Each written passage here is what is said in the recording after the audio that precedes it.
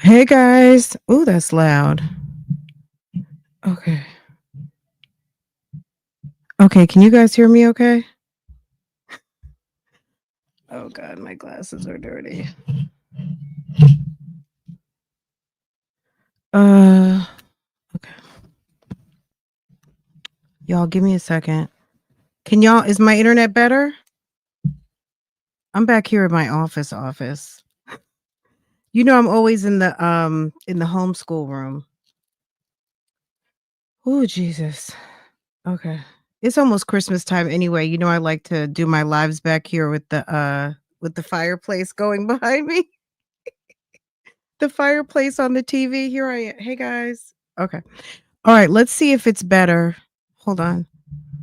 Oh, it's just a whole different setup over here. I know I've showed you guys before. Okay.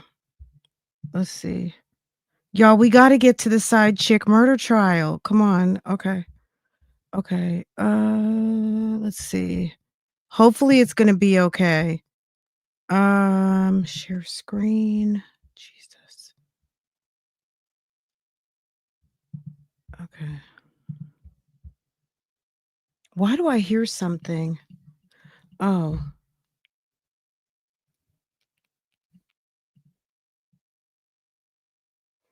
It's like, why am I hearing something in my ears? Is that your TV? You don't have to turn it down. I'm just trying to figure out why I'm hearing something in my ears. Okay, you could hear Farrah, can't you? This microphone picks up everything. This microphone, if I were in the kitchen talking to my husband and I'm talking about the other side of the house, um, you would be able to hear us talking in the kitchen. This mic picks up a pin drop. That's why I don't like it too much. I like it, but I don't. Um, it picks up a lot. I hear the feedback. I sound good and it's not choppy. Okay. All right, y'all, we're missing so much. This is the wife. The wife is fine. Hold on, guys. Let me just set the scene. The side chick killed the boyfriend. The boyfriend was over here on damn Marco Polo telling people that he had permission to cheat. He was trying to be consciously non-monogamous, okay? He told the people that he was consciously non-monogamous. He's telling people he had his wife's permission, and the messy cameraman is over here on her lap showing her jewelry, maybe because she still has her wedding ring on, y'all. This man was over here telling folk that she gave him permission to do his thing and mess with a lady from the church. Okay? The lady from the church came over to the house and said, "You broke my heart," and shot and killed him and shot her in the shoulder. Okay? She's slow anyway. What? Girl, he recorded all kinds of stuff, recorded damn confessional videos. Girl, he was over there on damn Marco Polo. Hold up. Okay, let's get it from the top, okay? Y'all ready? Cuz okay, hopefully this is going to be good because my internet, I don't know what's going on. But I'm on Google Fiber now, so Google, please do the right thing. I am just coming in. Thanks for the recap.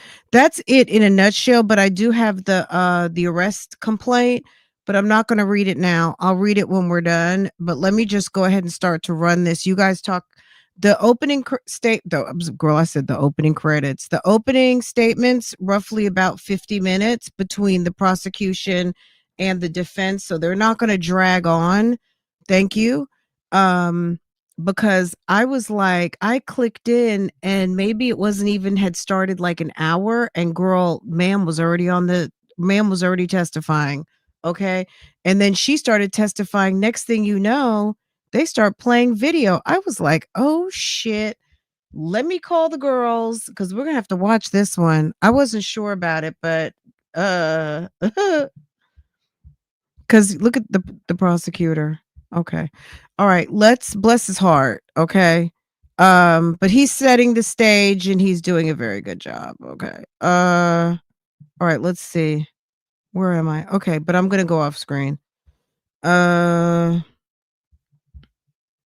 It's spinning. What's going on? It's gotta be StreamYard. He wasn't perfect. Is it choppy now? All right, let me go off because it takes up bandwidth to stream me, and that could be something too. Hold on.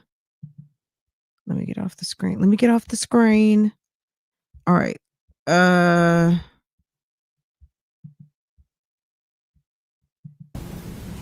He had flaws, much like. Thank you, Your Honor.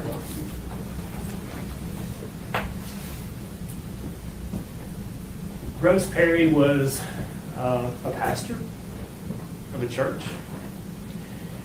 He was a husband.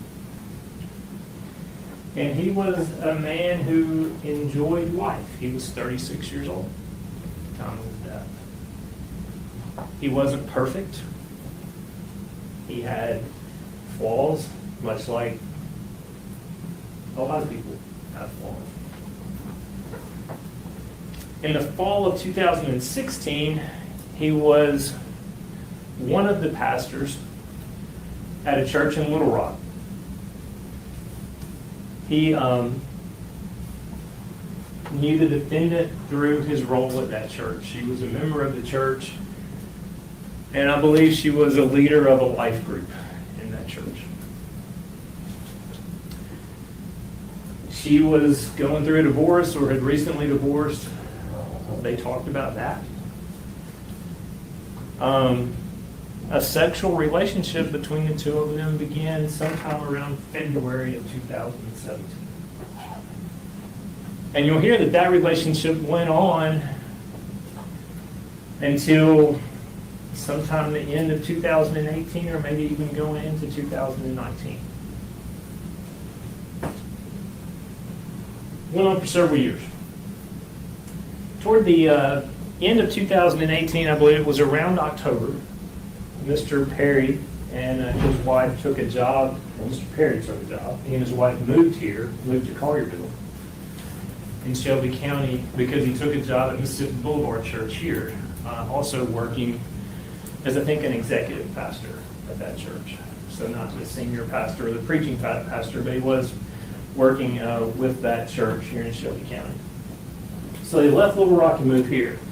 That resulted in the relationship between the defendant and Mr. Perry became strained. He decided he didn't want to be in that relationship anymore. They lived away from each other. I don't know the reasons that he decided that, but he did when they moved back here. On April the 4th of 2019, the defendant left Little Rock. She stopped at a gun store in Sherwood, Arkansas, where she purchased a Ruger 9mm handgun, and she purchased ammunition. And she drove the 2.5 or 3 hours from there to Collierville, Tennessee, where she showed up somewhere 9, 10 o'clock that night at Mr. and Ms. Perry's residence. Mr. Perry wasn't there, but Ms. Perry let her in. And they sat and talked for a while until Mr. Perry came in. Ms. Perry knew the defendant from when they were in the church together in Little Rock. In fact, the two of them played tennis once a week. Ms. Perry considered herself to be friends with the defendant. And so when she showed up at the door, she let her in and they talked. The defendant waited there until Rhoda Perry got home. They talked for a few minutes more, and she said, "Well, I'm going to leave. Don't want to bother y'all anymore." Mr. and Ms. Perry were about to walk her out the door when the defendant pulled the 9mm handgun that she had purchased 3 or 4 hours earlier. and she shot Mr. Perry multiple times. The medical examiner will testify they pulled 5 bullets out of his body. She also shot Tabitha Perry as she was kneeling beside her husband, trying to get him to quit, trying to help him, and trying to get the defendant to quit shooting.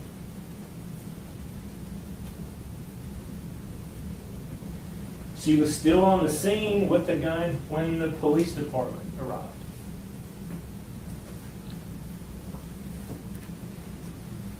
You'll hear that the bullets that the medical examiner recovered from Mr. Perry's body matched the Ruger 9mm that she purchased from the gun store in Sherwood, Arkansas.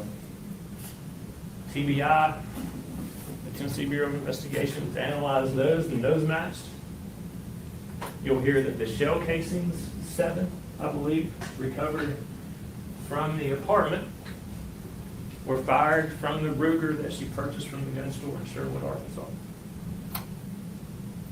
There was a bullet recovered from the scene at the apartment that also was fired from the gun that she bought from the sporting goods store in Sherwood, Arkansas.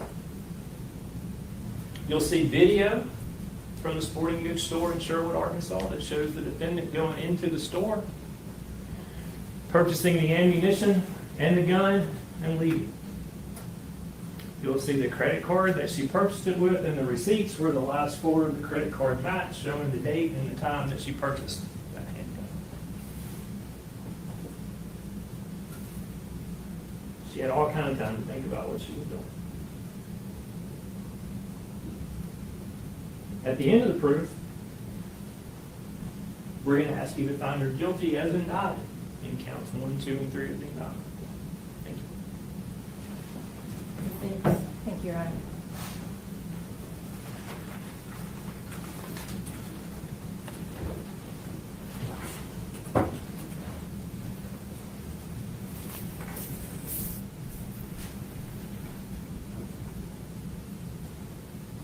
Latasha Daniels is a woman who has spent her life surrounded by men who hurt women.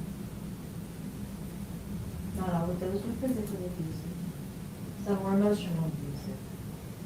But from a very young age, Latasha listened at night with her 2 little sisters as her father beat her mother. Her father was a minister in the church, well respected in the community. Being his daughter meant something in her town. She knew she could never tell anyone the truth about what happened behind closed doors. When Latasha was 17 years old in high school, she got pregnant. And her father mandated that she marry. So at 17 years old, she married a man named Rodney. She and Rodney were married for a while, and then he eventually strayed in the relationship. She caught him cheating on her, and she was devastated. And that was the first time that Latasha tried to commit suicide. She felt like she had failed her marriage, kids, her father, her family, and that they would all be better off without her. She tried to take her life. The ongoing struggle with mental health would continue throughout Latasha's life. Her next marriage was to a man named Brian. Brian was not physically abusive. But very shortly after Latasha and Brian got married, he completely shut her out emotionally. When she would come home, she would sit in the parking lot or the driveway and cry. Because she knew when she walked into that house, a house that is supposed to be a home filled with love and filled with comfort and acceptance, she could get her husband would sit on the couch and watch TV and would sit on the couch. And that went on for 8 years. And at a certain point, Latasha found herself so starved for love and for attention that she sought out counseling. She tried to get her husband to go with her to marriage counseling. And he wouldn't. So Latasha decided that she needed spiritual guidance. She needed to know that if she was going to be getting divorced, that she could find that amends with God for another marriage favor. Now, Rhoda Perry was an assistant pastor at St. Mark's Baptist Church in Little Rock, one of the biggest Baptist churches in Little Rock. He was one of the pastors that selected, among the thousands of church members, selected about 40 people to be life group leaders. Latasha was one of those people selected. And the group that she was in was one of about 7 or 8 people that Rhoda Perry was directly over. And they had a very close, tight-knit group. Rhoda Perry took very particular interest in his group. And while Latasha was struggling, seeking this spiritual covering, she reached out to Pastor Perry because she trusted him. She felt like she could be safe talking to him. She did not seek him out for a relationship.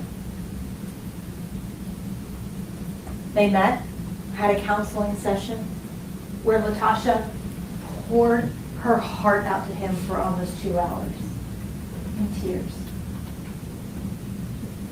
talking about the complete emotional neglect, the lack of love, the lack of attention, and how it made her feel in the marriage that she was currently in. And Pastor Perry listened, but seemed distracted to Latasha. Several weeks had passed and she was still struggling with these feelings, and so she reached out for a second session. And when she talked to Pastor Perry at the beginning, she said, I appreciate you meeting with me, but I don't understand why when we met, you had your hands shoved in your jacket the whole time I was talking to you. Pastor Perry told her that he was doing that so that he could maintain his professionalism. As she was pouring her heart out to him, all he could do was think about sleeping with her. And when this counseling session started, within minutes, he grabbed her chair, pulled her to him, and began kissing her. And this woman who had been so starved for love and affection is finally receiving that. She did not seek it out, but she was receiving. And that session that was supposed to be counseling her through her divorce became the first time that Latasha Daniels and Rhoda Perry had sex. Immediately after that, Rhoda Perry and Latasha started a relationship. But there were rules to be in a relationship with Rhoda Perry. She immediately had to download the Confide app. Confide is similar to a Snapchat, where you open the message, you read it, and it disappears, and it's gone forever. That was the only means of communication that she was allowed to have with him, through that app. Brodus Perry traveled with the church. Pastors sometimes had their trips. Church groups had their trips. Latoshia was to go on those trips. She had to pay her own way. He could not have his credit card tied with her flights. She was expected to be there. And while they were on trips, they would stay together in a hotel room. If Latoshia was inside the hotel room, she was required to be naked, no matter what. She was inside that hotel room. And if she had the audacity to put on clothing inside a hotel room, he would get angry with her.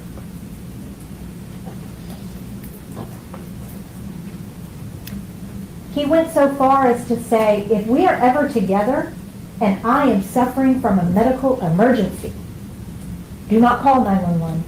You call Pastor Poynter. He will get me help. You don't do it. You get as far away from me as you need to get for nobody to find out about this.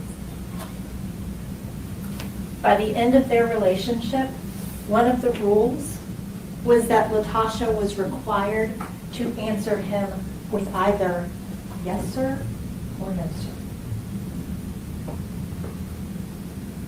Brodus had a lot of rules. Latoshia had fallen so deeply in love with him after being so starved in her past relationship that she was willing to follow him.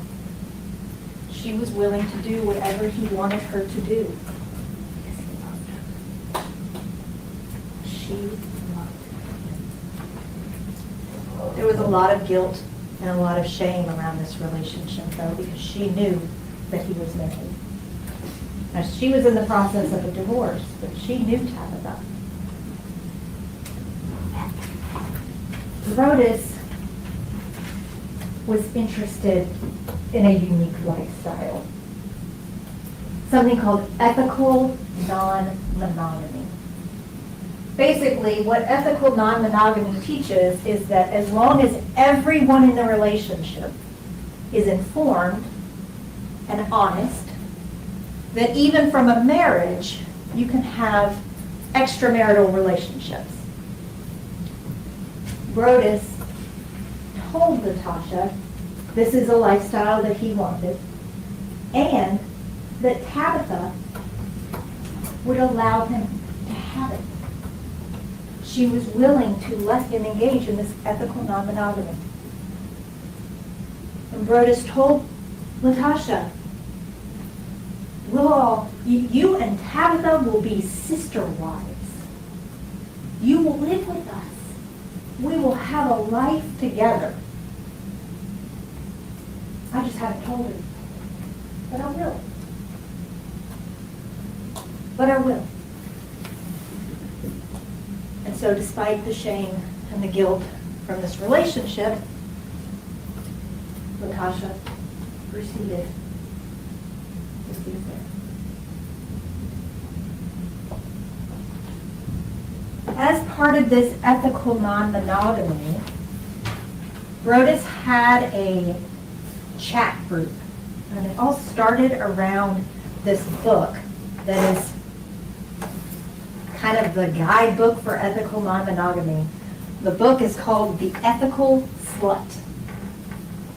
Brodus made Latoshia read that book because it outlined what he was allowed to do.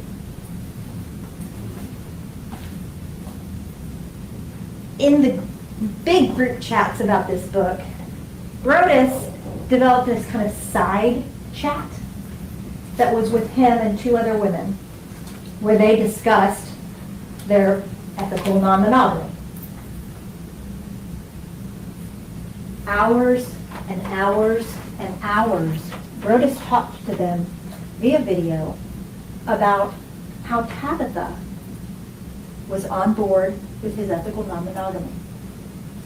So much that when he said, okay, I want to do this, Tabitha said, you should do it with Latasha. She's your person. Let me talk to her. I'll break the ice.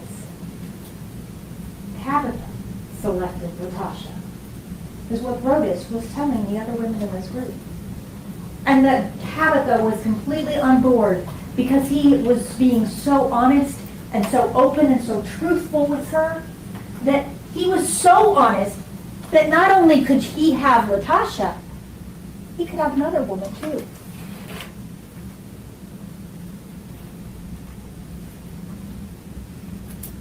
He talked about these conversations that Tabitha would have with Latasha, the role that she played in their relationship.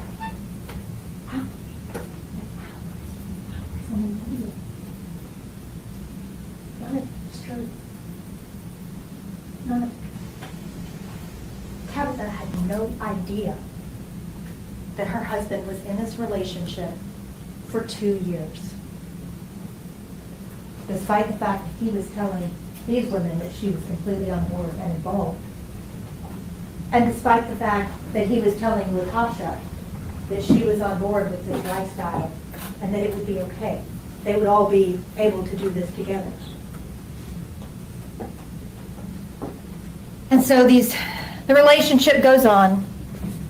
They take trips. Latasha buys him lavish gifts.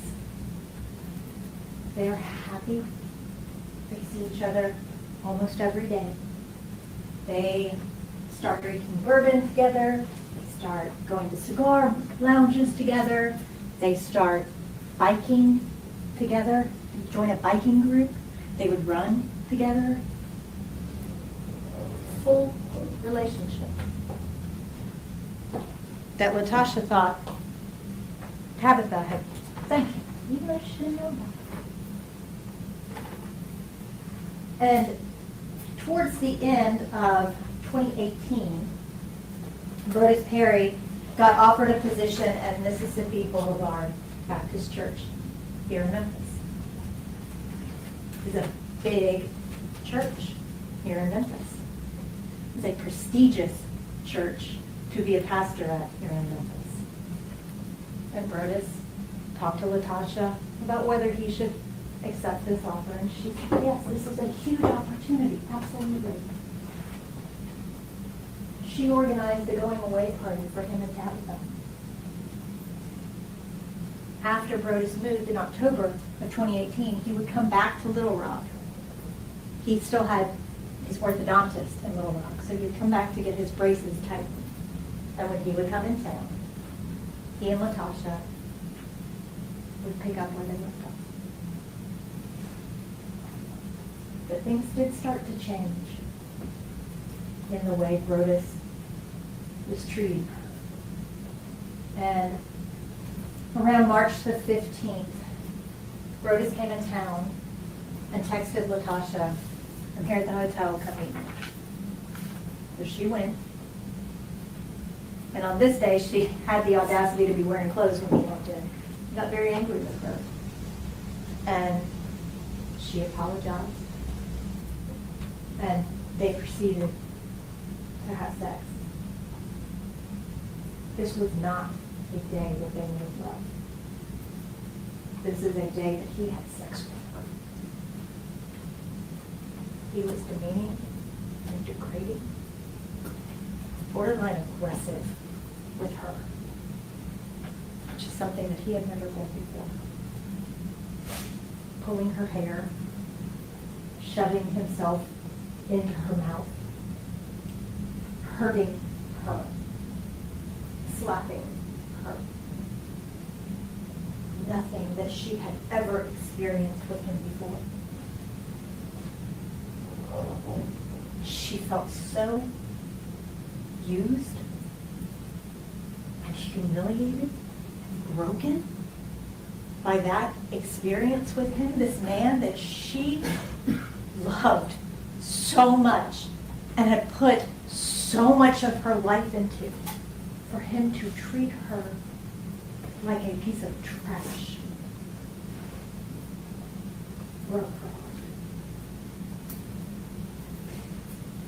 And that became the second time that she attempted to commit suicide. The next day, she came back to the hotel where he was going. She told him, "You hurt me so bad. I want you to hurt like I hurt." And she wanted to kill herself in front of him so that he knew what it felt like to break. To break because of somebody that you say that you love. He got the gun away from her. And they talked. Brodus always knew what to say to Latoshia to get her to do what he wanted. He did on this day. I did not kill herself. But she was so good. They took some time apart, still talking on the phone, but not seeing each other in person. And on April the 4th, Latoshia of 2019, Latoshia opened her Confide app and saw a message from Brodus. It said something to the effect of, "Our time has come to an end." And it disappeared. He ended their 2-year relationship. There was supposed to be a life with a disappearing friend.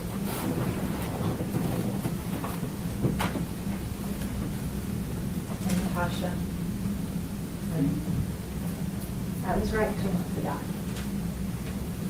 And she found herself so deep down in that dark hole that God could not reach her. And she didn't think that she deserved for God to reach her. She didn't have a gun anymore because Brodus had taken hers. Around 3 o'clock that afternoon, she wrote a letter to her family and left it for them in her room. She told them goodbye. She told them that she was sorry. But she knows that they would be better without her. Her life didn't matter. They would be better without her. And around 4 o'clock that afternoon, she didn't even take her purse with her to that gun store. She took her license and a debit card. She went and bought a gun to end her agony.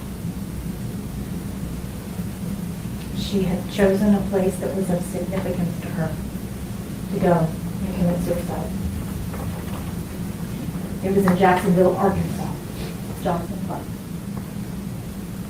And as she was driving down the interstate, she just kept thinking, if I could just see him, if I could just talk to him, he would understand. We can be okay again. This doesn't have to happen. I need to see him one more time. Even if this is where this goes, I just need to see him one more time. And she looked up and saw the exit to Memphis. And she took it. She found herself in downtown Memphis, which is a place that she is not accustomed to. But she knew, because they were such regular communicators, she knew that on Thursday nights, Brodus would be at the cigar lounge. So she went to the cigar lounge. As she was walking up, Brodus walked out. She knows her rules. You do not approach him. She was not allowed to approach him because she didn't know if he was with somebody. He had to approach her so that she knew that she could talk to him. So she sees him and walks directly past him and waited for him to say, Latasha. When he did that, she came back and talked to him. And they talked for a while. She was telling him how heartbroken she was. And he said, it doesn't make any sense that my wife is okay with me having other women, but my girlfriend isn't. And she said, I'll be okay with it. You can do it. If that will fix it, I will do that. We'll give you that. And just like she had so many times in this relationship with him pressuring her to get a watcher or to have a threesome or to engage in this ethical non-monogamy, she gave in. Because she loved him so much that she was willing to do whatever she had to do to keep him. And he said, you haven't been willing to do that so far. She said, well, you haven't even told Tabitha about this.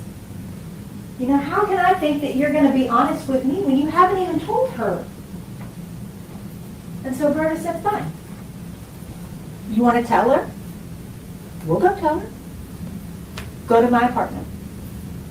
Talk to her about tennis. Tell her you're in town for a convention. I've got to run an errand to Pastor Turner's house. I'll be there soon. You go tell her. Latasha said, no, you need to be the one to tell her. I'll be there. I'll go there. But we need to tell her together. And so Latasha went to their apartment, where she had never been before. He gave her the address. He had actually given it to her before they even moved out of Little Rock. And so Latasha arrives at this apartment complex that she's never been to at night. She's not from here. She doesn't frequent Memphis. She doesn't know the difference between downtown Memphis and Carterville. She just knows it was dark outside, and she had to walk from her car to the apartment. And as she's sitting in her car, she starts having second thoughts. And she calls Brodus. She says, are you sure we should do this? I'm scared, because she had so much hope at this point. She thought that things were finally falling into place, that they were finally going to tell Tabitha. They would finally be able to be openly and honestly together. And Brodus didn't answer. So Latasha went to the apartment, softly knocked on the door. Tabitha was inside, and she heard something but ignored it. So a couple seconds later, a little bit louder. So Tabitha gets up and goes to investigate, see who's at her door. She looks through the peephole and doesn't see anything. Talking through the door, she says, you know I'm not going to open this door unless I can see you, right? And at that point, Latasha kind of put herself into the frame of the peephole. And Tabitha says, Latasha, is that you? She opens the door. Yes, Tasha, invites her in. And they talk about tennis, and they talk about her being in town for a conference. And they sit in the living room and chat.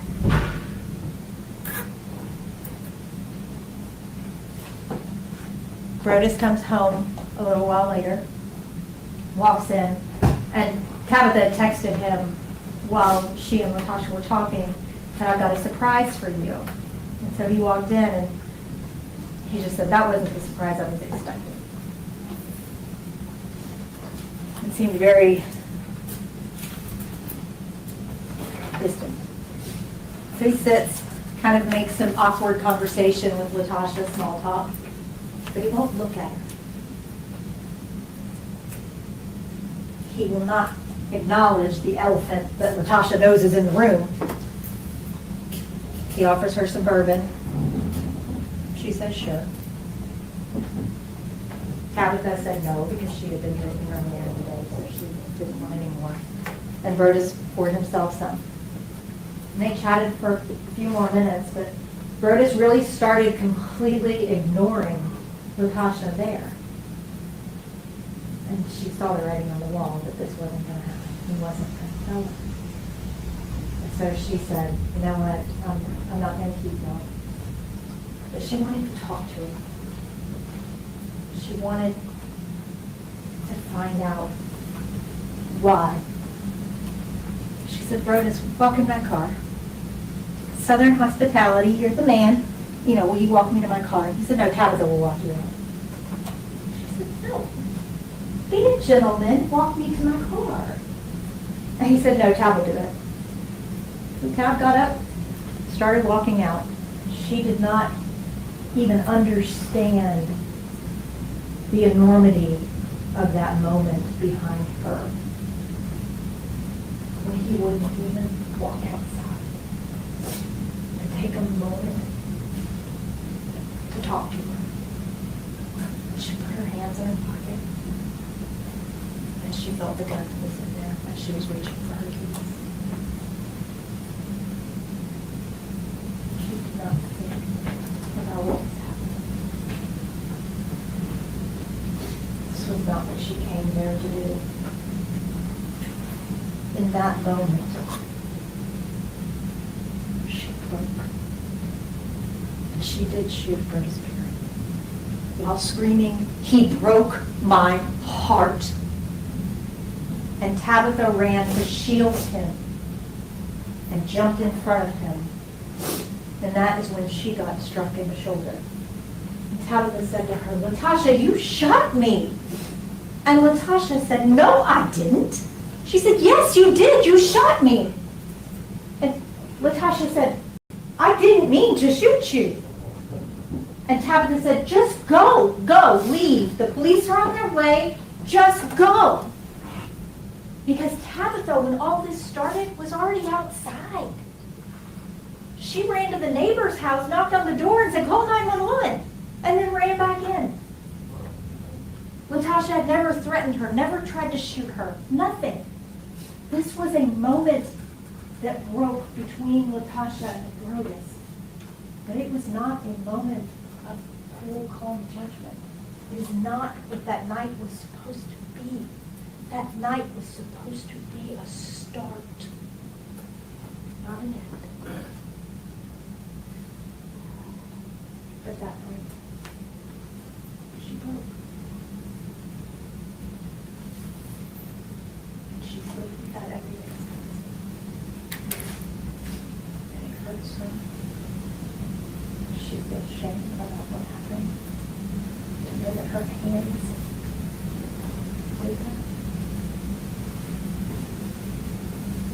This was not judgment and correction. This was a break. She just started. And when the police came, their guns drawn, yelling at her to put down the gun, she didn't even register them. She didn't respond to them. Tabitha said that she was bringing the gun to her head, towards her mouth, not even acknowledging the police.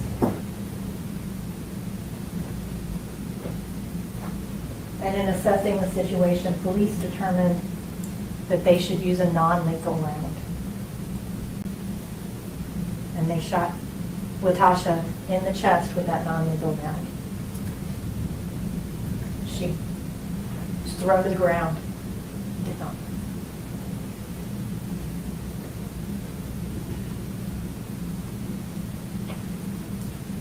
The police did not choose to use their firearms.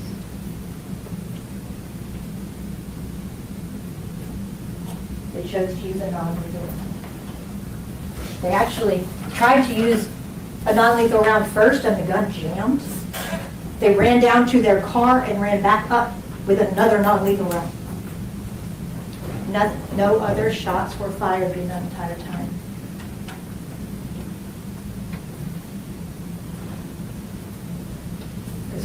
This light is supposed to be.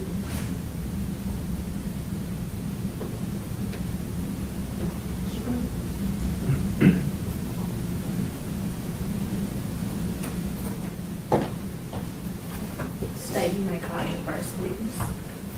State calls Tabitha Perry, Your Honor.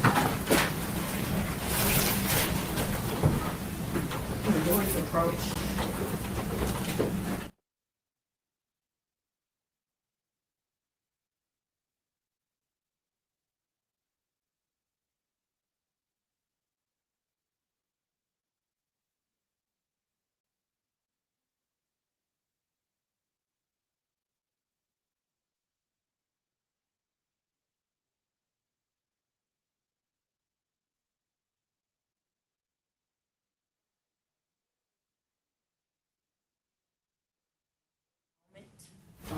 We'll take a short recess, okay, and then we'll reconvene, okay?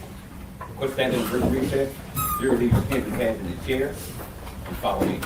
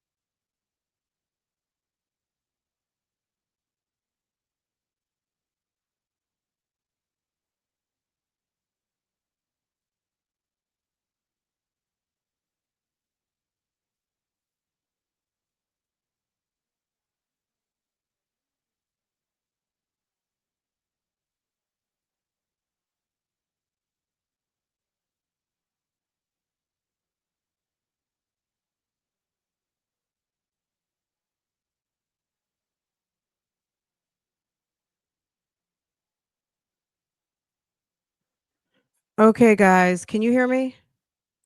Okay, let me make sure. Can y'all hear me? Okay. Let's see. Uh,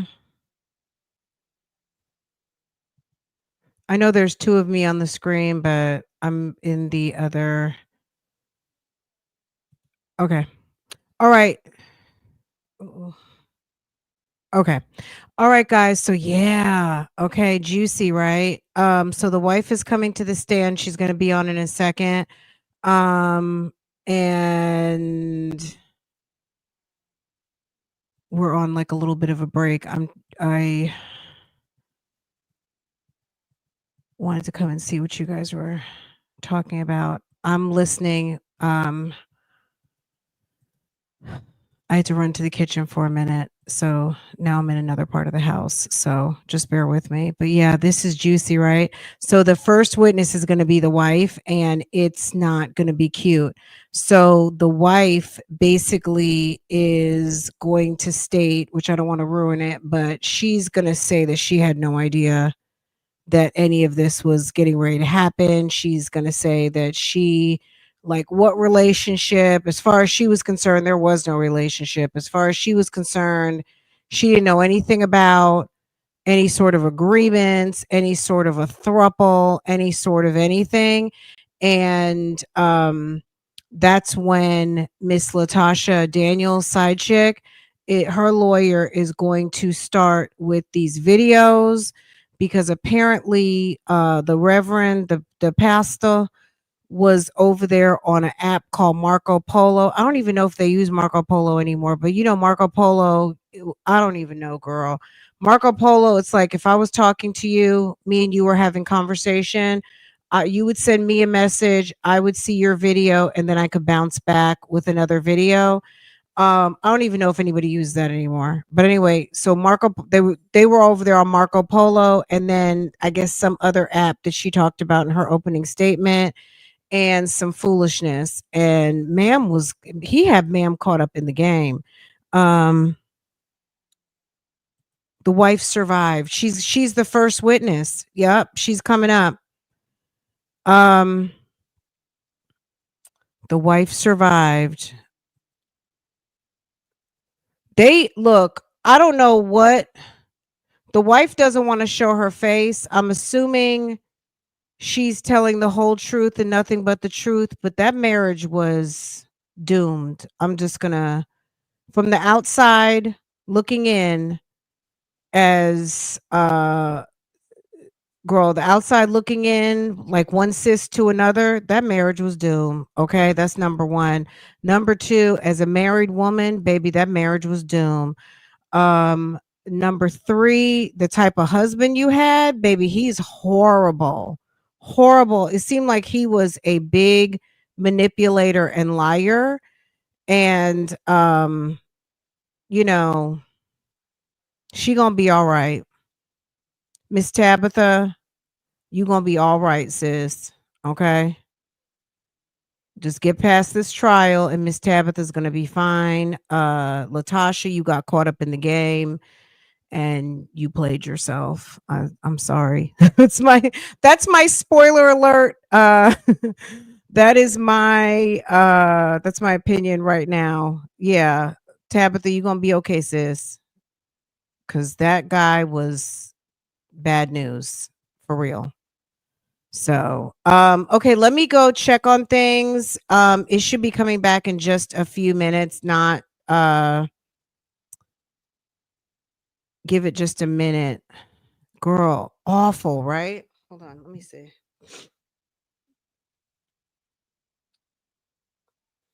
That's all I got to say is Tabitha, you gonna be okay. It's gonna be all right, baby.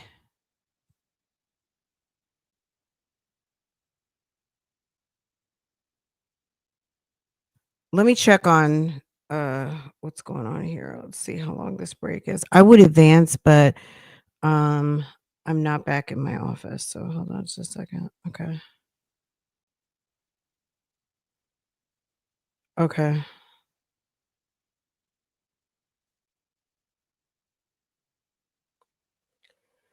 All right, they're getting ready to be back in a minute because it went on break for roughly.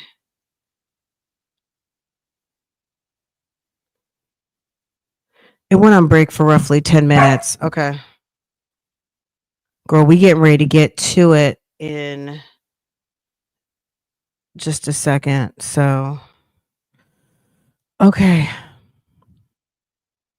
Yeah, it's going to get started in just a minute. If this was a book, I would have to start reading again from the beginning. It's fine. We're at the beginning. We're at the total beginning. So we're at a good place to start. Today's session runs about 2 hours and 30 minutes. So we're about an hour in. So there's going to be there's going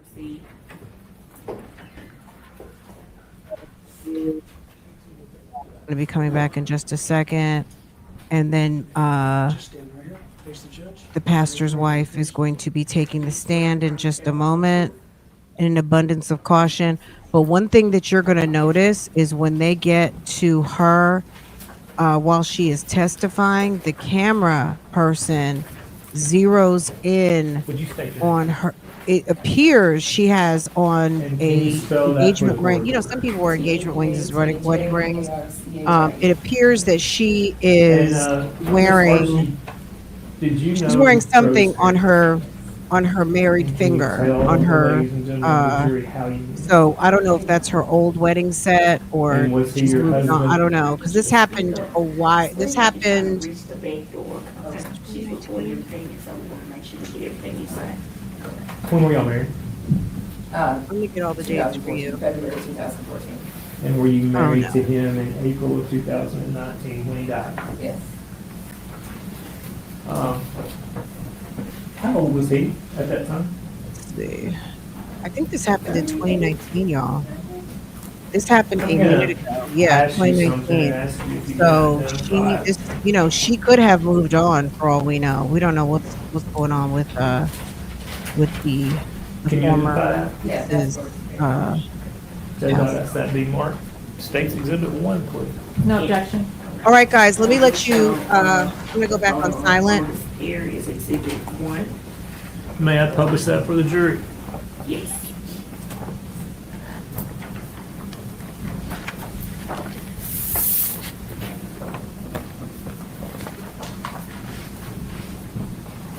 Is that the photo you used to identify? Yes. When's the last time you talked to him? April Four. 4th, 2019. And that's the day he died. Correct.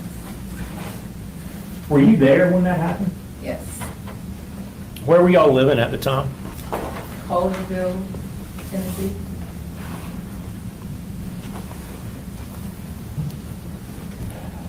How long had y'all been in Shelby County? Approximately 6 months. Where were you before that? Little Rock, Arkansas. And what did Mr. Perry do as his occupation? He was a pastor. And is that what he did in Little Rock as well? Yes. Where was he at Little Rock? Where was he a pastor at? St. Mark Baptist Church. And you know, is that a big church? Yeah, it's a big church. They have a lot of pastors. Yes. What was his role as a pastor there? He was a pastor of assimilation.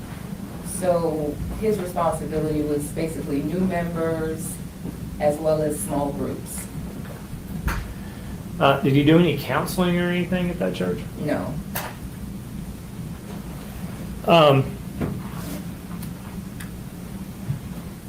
I want to take you specifically to April 4th of 2019. And that night, 9 or 10 o'clock at night, where were you? I was home. And was Brodus there with you? No, he was not. Did you have a visitor? I did. Was it an expected visitor or an unexpected visitor? Unexpected.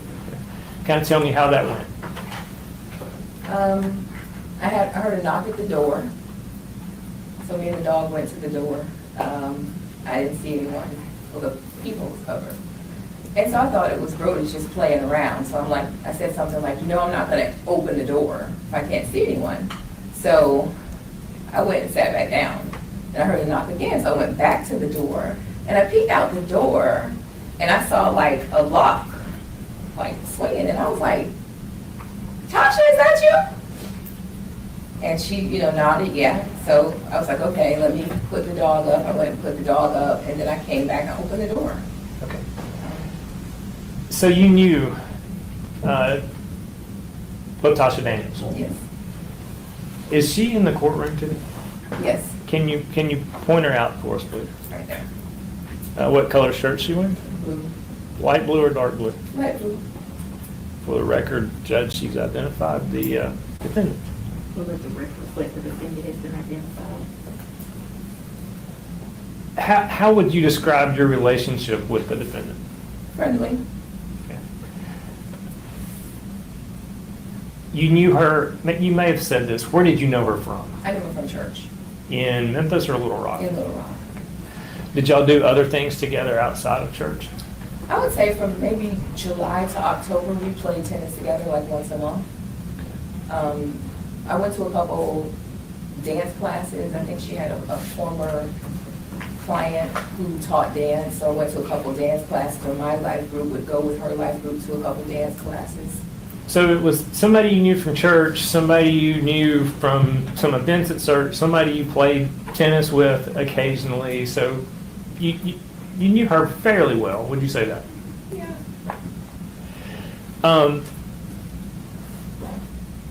I mean, what did you think when she just showed up? Did you have any idea she knew where you lived, or? I knew that it was odd. I felt like it was odd, but I guess it was one of those things where, it's like, this is weird, but okay. I knew that before we left Little Rock, we gave a lot of people our address, a lot of people, keep in contact, give me your forwarding address, that type of thing. So I really didn't allow myself to really think past that. I just figured, oh, we must have given her address. So it wouldn't have been unusual for somebody from the church in Little Rock to know where you were in Memphis. Wouldn't be unusual, no. Did you ask her what she was doing there? Yeah, I asked her what she was doing there, and she said that she was in town for a conference.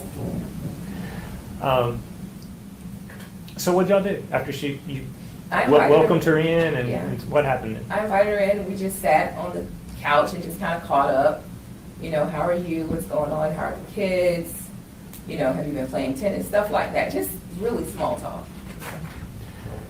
Did you notify Mr. Perry that she was there? I texted him, and I just, you know, gave like the big eyeballs, and I was like, I either said weird or strange or something like that. But I didn't go into detail to tell him what was going on or that she was there. Did you ask him to come home if he was available to come home? No, because I knew he was already on the way home. Okay, so you had, I guess, had a conversation with him by phone, text, or something, and so you had an idea he was coming home. Yeah. How long do you think that she was there prior to Mr. Perry getting home? Approximately. I mean, it's not 5 minutes, 30 minutes. I don't know. If I had to guess, I would say maybe 10 minutes. Okay. I don't know. And kind of describe what happened when Mr. Perry came in the door.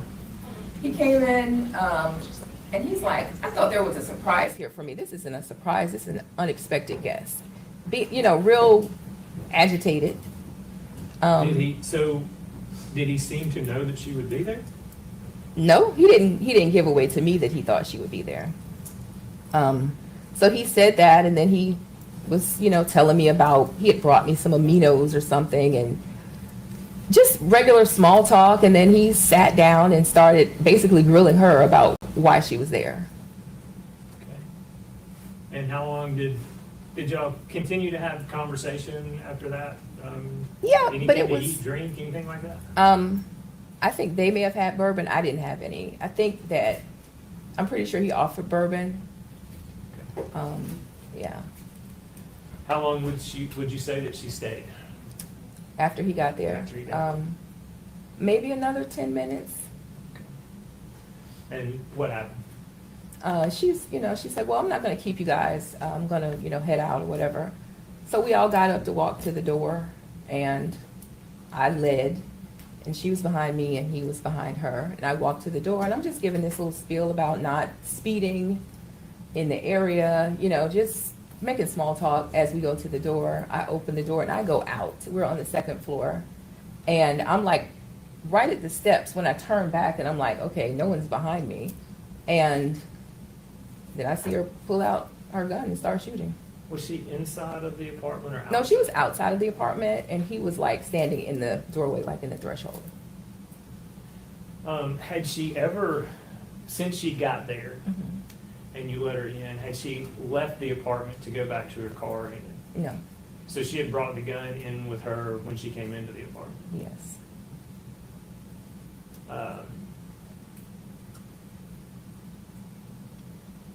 So once you pulled the gun out, what happened next?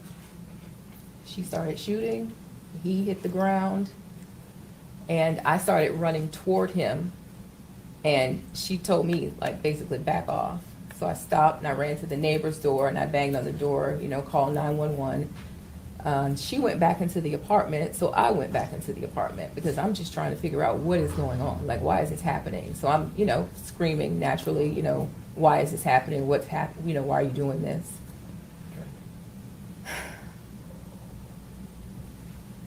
So do you think your neighbor called 911 at that point? One of them did. Somebody called.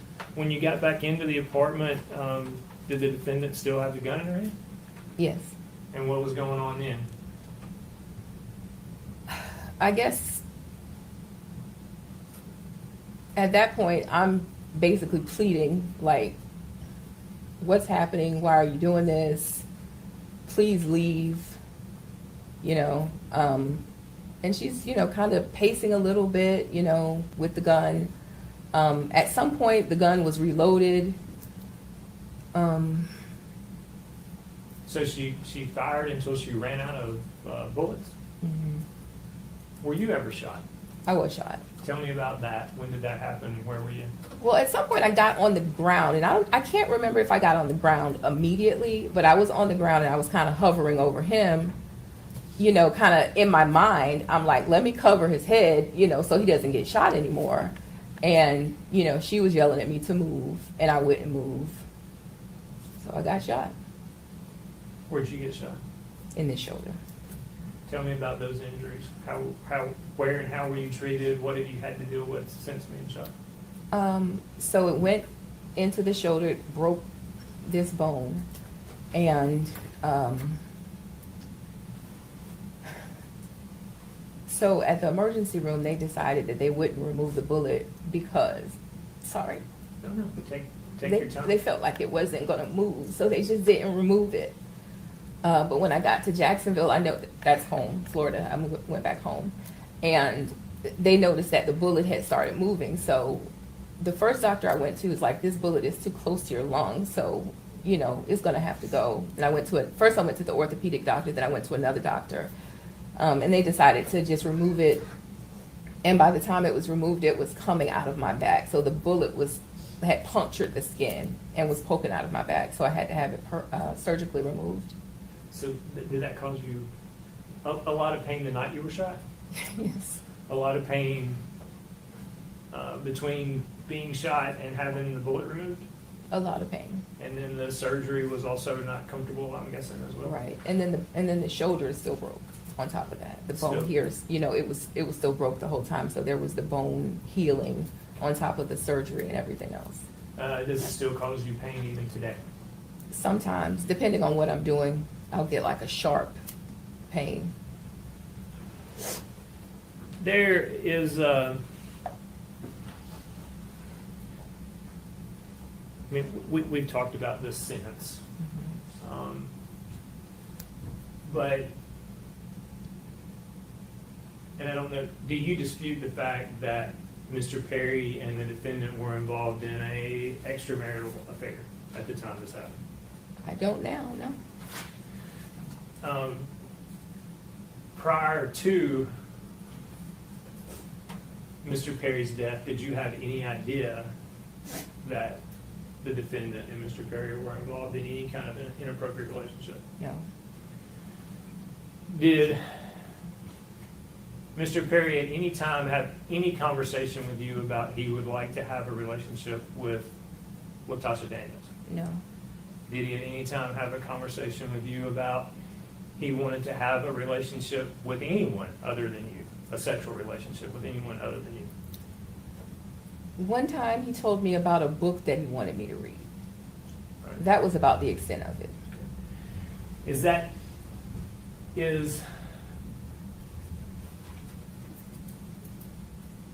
a marriage where you would agree to allow your spouse to have a sexual relationship with somebody else, anything that you would ever agree to? No, And by saying that, does that mean you never agreed to that with Mr. Perry? I did not. And you had no idea anything like that was going on? I did not.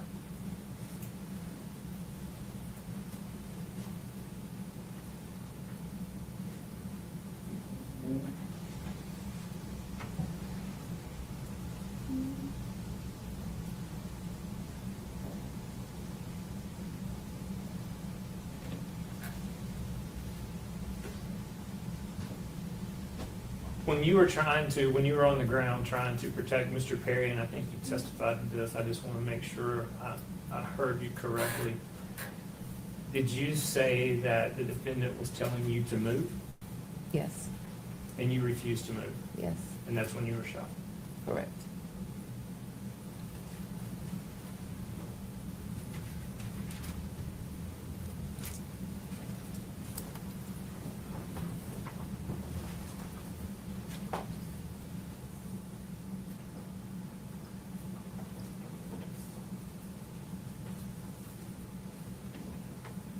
That's all. Cross-examination? Yes, Your Honor. May I have just a moment to get tech situated? Yes. Thank you.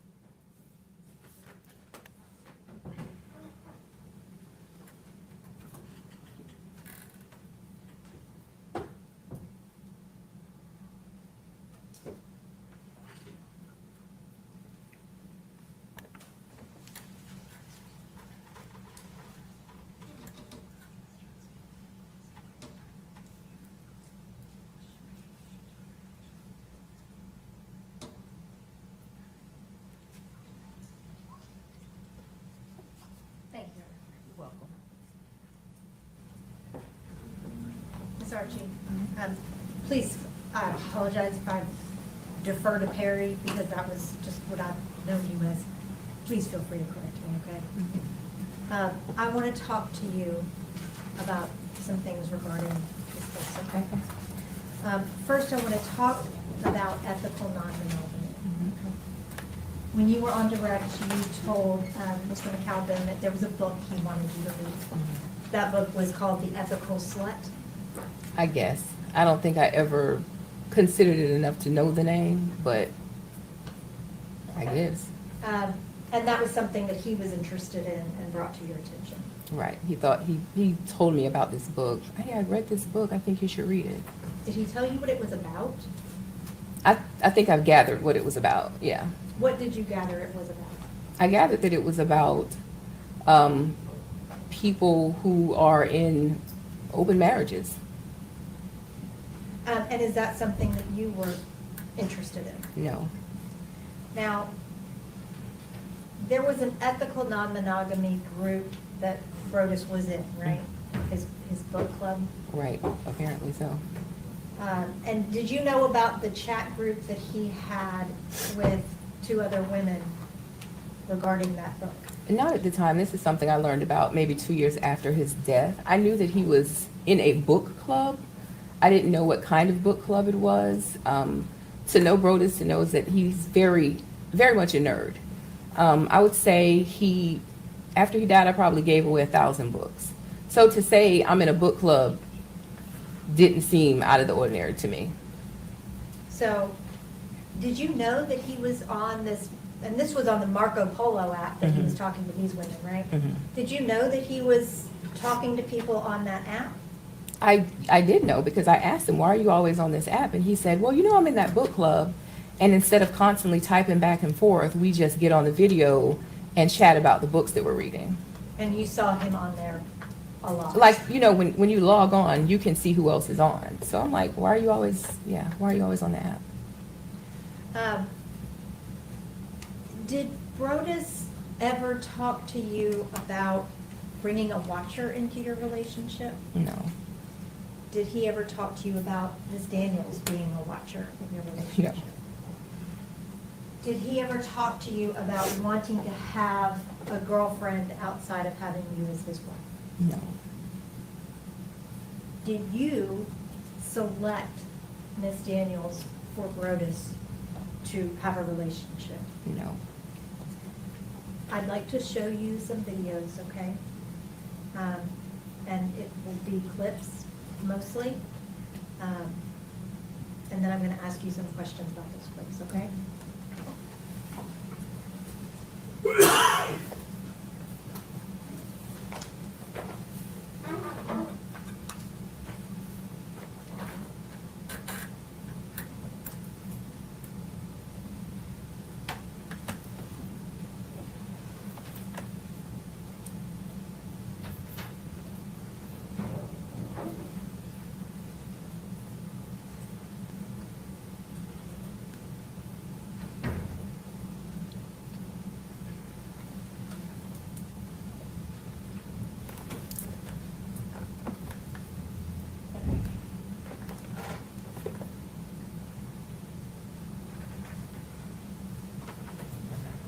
And Your Honor, if you would please just allow me to sit when I'm doing this stuff. Thank you.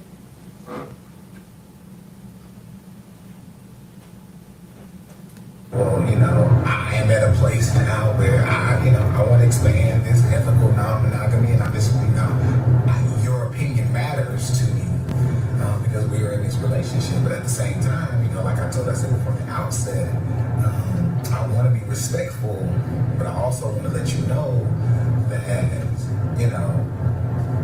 your opinion matters. But at the same time, I don't want you to put me in a box, right?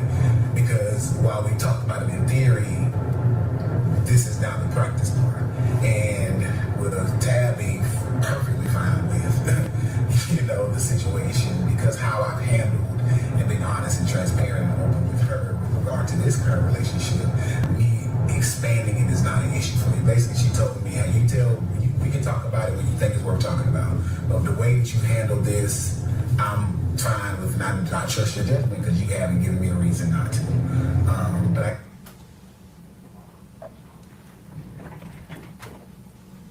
So this clip is him talking about Latasha not being okay with the ethical non-monogamy, and you being perfectly on board with it. Was that true? No. Did you believe that Brodus was being open and transparent and honest with you about his relationship with Latasha? What relationship? He wasn't being open with you about his relationship with Latasha, right? That there was a relationship at all. Right. He was not transparent about that. There was nothing, to my knowledge, there was no relationship. And you never said because he was so open and honest and transparent with you with his relationship with Latasha that you were okay with him then adding another girlfriend. No. That didn't ever happen. No.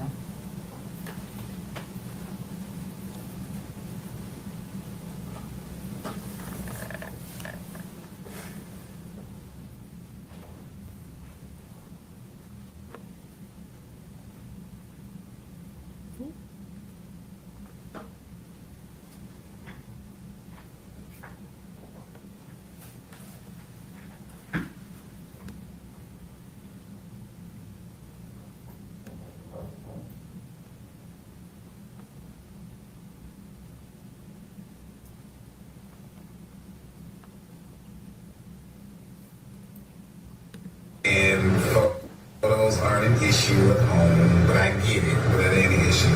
I have been though, so if we're talking, let's switch subject and get a little more serious. You know, for me, our agreements have been simple, right? No exes, nobody from Jacksonville, Florida, which is home for us, and nobody in the city that you live in, that currently live in, which means nobody in Memphis. That was the case, of course, in Little Rock outside of Girlfriend because Girlfriend is in Little Rock. The way that kind of happened is, short version, when she decided to open up the marriage and allow me to be open inside her. Girlfriend is a therapist, right? And she didn't go to her for therapy, but she asked us some questions. And based on this therapy session she had with this other lady. And she was asking her some questions after she had just said, bro, is this what I'm gonna let you do? Blah, blah, blah. You know, it is what it is. And from there, she asked her some questions. And so she was like, I just got a couple questions for you. And, you know, they would go play tennis together. She was one of my life group leaders. And so we had rapport, we had rapport. And she asked a question and was like, yeah, blase, blase, I'm thinking about this. And what do you think about this? Or what do you think X, Y, and Z could potentially become?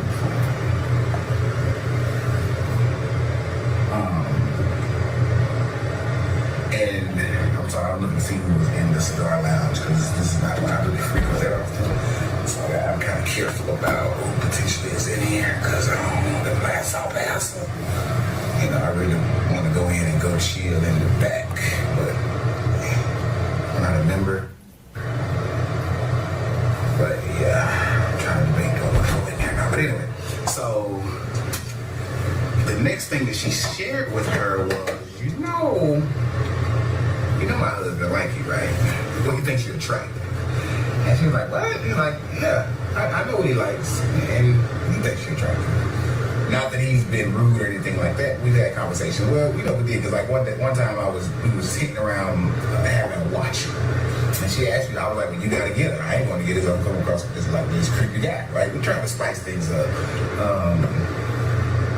In that regard, even though that was even somewhat limited with the idea of somebody watching me, that's neither here nor there. But when the question came, Just to pause it for a minute. In your relationship with Brodus, did you outline rules for him on being able to get a girlfriend in Jacksonville, knowing from where we not true? Not true. Were you the one who initiated the conversation about Latasha? Yeah. Did you ever reach out to Latoshia about Brodus engaging with her? No. Did he ever talk to you about wanting a watcher, as he described here? No, Did you ever agree to having a watcher, as he discussed here? no. Came up, it was her, right there. She asked, well, who would you want? And that was the first thing I said. She said, I know you like her. I know her. So anyway, so she said he like you, blah, blah, blah. And she said, well, if you were interested, just, now I'm not saying that you are, but I'm also saying I've given him this X, Y, and Z, and he may come your way. And she did. And she thought, okay, cool. So we had a conversation. And after that, that's when the whole nobody in the city thing came up. It was more like, I'll give you a pass with her because I essentially gave it to alley. But nobody, nobody. So I'm trying to figure this. So fast forward, I said a whole lot of shit, right? Trying to get to where I'm going. So I've been thinking about the past couple of weeks in terms of expanding, my ethical non-monogamy. Just kind of, so my wife, her and I, we were chatting the other day. I was like, well, baby, I got a couple questions. I'm just curious, She knows about the group, everything like that. So I was like, when do you want to? Just to ask a couple questions real quick. Did you ever have that conversation that he talks about with Latasha? No, Did you ever have that conversation that he talks about with him? no, Did you ever give him the XYZ that he was talking about? no, Did you ever give him a pass for Latasha? no, Did he ever talk to you about further expanding ethical monogamy in your relationship? no. No. Like, when do you want to know that there's someone who has my interest or someone who I would like to pursue? Do you want to know the moment that I feel like it's more than just banter? Do you want to know at the moment that I would like to begin to banter? Do you want to know once I feel like it might be a thing beyond banter? Or what? Because this is kind of new for us, right? Because, girlfriend, Tasha, that's easy. That's been 2 years. That's been it for the most part. Outside of me going, that's out my birthday. But it's kind of been easy in that regard. So just trying to figure out what does that look like. So just kind of really thinking through where I am with that, right? Where in terms of those. So there's a lot of newness. And I said that just to say that there's still a lot of newness even in this ethical non-monogamy that I'm wrestling with. And it's fun, right? It's fun, it's interesting, it's causing us to communicate and chat and really talk again about different things that we've kind of, in a real sense, have been settled to some degree. But realizing that in this ethical non-monogamy, we got to keep things in pencil and not pen. Some things are pencil pen, right? There's some hard news, but it gotta be flexible in terms of what that looks like. So that's why I know you're talking about being sprung and giddy and all that stuff. I think because those flutters or those emotions, right, or those initial thoughts are all kind of new and very much new because this person is brand new. Like, I don't know Cherie, right? I knew Tasha. That was different. There was some level of familiarity there. And that's typically how I've always engaged women, right? With some level of familiarity. I cannot, whether being in the same class together during college or something like that, I've never kind of quote unquote cold called anyone, if that makes sense. Because I'm not, I don't think I'm that guy. So, yeah. Thanks for coming to my TikTok. I don't know if I'm gonna go in here, but now I'm thinking how far would we go downtown? Because I'm like, there's a lot of folk in there. I don't know if I trust who's in that room right now. Shit. I just need to do better with smoking houses, cigar houses.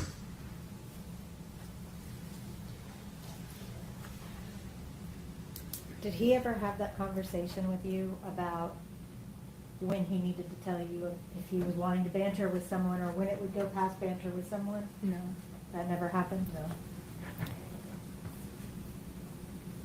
Did he ever, did you hear him reference going out of town on his birthday? I thought I heard that. Did he ever tell you about a threesome out of town on his birthday? No, Did you hear him mention the name Cherie? I did hear that. Do you know who Cherie is? I don't believe so. Did y'all ever talk about how ethical non-monogamy could make your relationship better? No, None of that ever happened? no.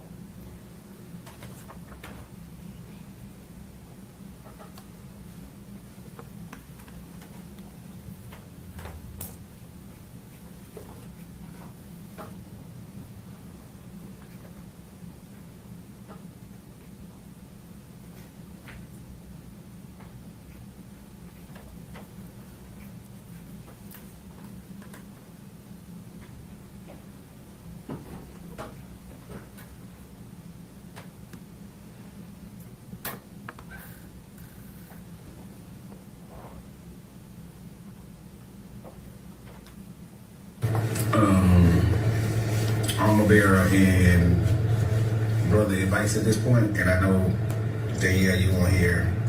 Michelle probably doing something else, but so I want to talk to y'all about my new friend, right? The one who I kicked everybody to the curb on. So she hit me today with a boss move or boss moves and asked that I want to hook up next week. After she gets back from being out of town, that threw me the fuck off. Like, wow. Like, so she gets back on Friday. She's like, we hang out Friday and Saturday. My only concern is that she is waiting a callback for an interview for a process. And she said it may be next Saturday, right? And I know that she would leave, of course, for that. And given if I'm going to Atlanta, she's about 100 miles away, she would ditch me, right? Like, I would force her to say, go, and ditch me, right? But I just don't know. I want to put myself in a situation where potentially we may not be able to hang out in that regard because she got this other stuff that she's worried about. But I am, like, high-key shocked and, like, super, like, blushed about it, because like it just kind of came out of nowhere. Like we were talking about other stuff, and it was like, "Hey, what about?" It's like, "Oh, okay, I'm with you." You weren't expecting to see that while I was in my speech contest. I was just a counter, so it don't matter. I went doing that, but I don't know what to do. I think a couple of things, right? So I live in this other tension. So that means furthering the conversation, right, with the wife, which she's in a good place about that. I think I talked to you about it, that you haven't updated Michelle about it, just in terms of girlfriend who's not taking it as well, I guess. But at the end of the day, I told her, you gotta recognize this is about me, this is about you, and it doesn't make sense for my wife to allow me to be open with my girlfriend as an issue, like. So she's kind of chewing that, because I think in theory we've talked about this day coming, right? But it's never been a reality, right? So I think that she's wrestling with the reality. I think that your ideas, your thoughts yesterday was so, like, it hit me like a ton of bricks, because I never thought about it like that. But that made so much sense. And it's not that I want to be disrespectful. It's not that I don't want to be ethical. But I do wrestle with that, and I just kind of talking to your perspective about what you saw. But I was like, I think that could be what this is, in terms of treating this like an infidelity kind of relationship on purpose with permission, versus an additional partner scenario. So I feel that, but y'all, she asked me to hook up with her.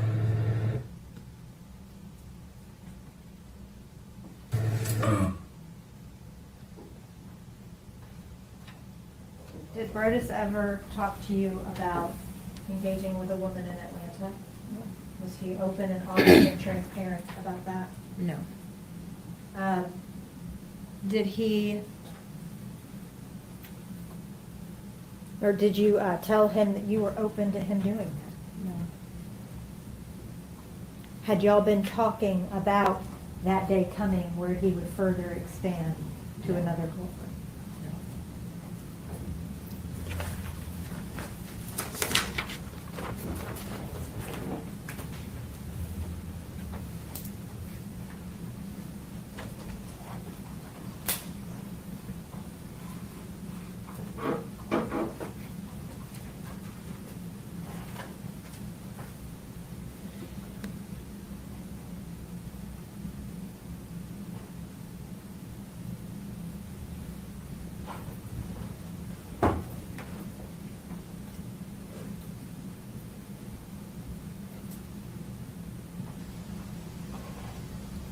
close. We're close. When we were in Little Rock. She lives in Little Rock, so we're in Memphis now. I mean, it's only 2 hours away, but yes, we were in Little Rock. So we were literally that, because that was at that point. Wife was like, yeah, nobody at home.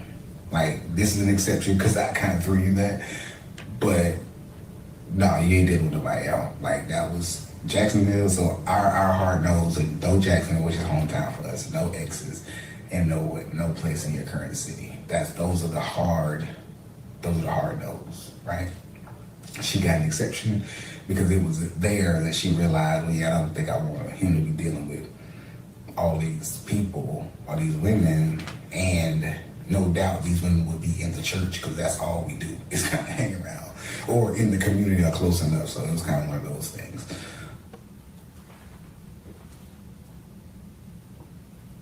Was Latasha Daniels an exception to your rules? No, Did you create rules about Jacksonville? no, Did you create rules about exes? no, Did you create rules about the city that you live in? no, Were those hard no's for you? no. Was any extramarital affair a hard no for you? They were all hard no's for me.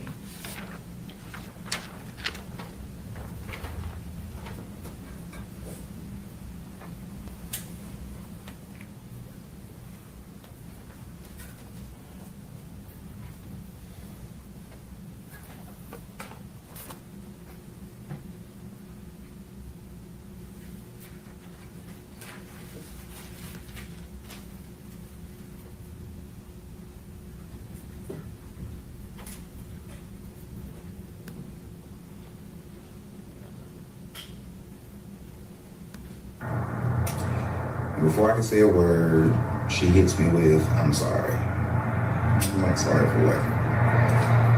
So then she goes into the whole, I apologize for breaching your trust, breaching your confidence by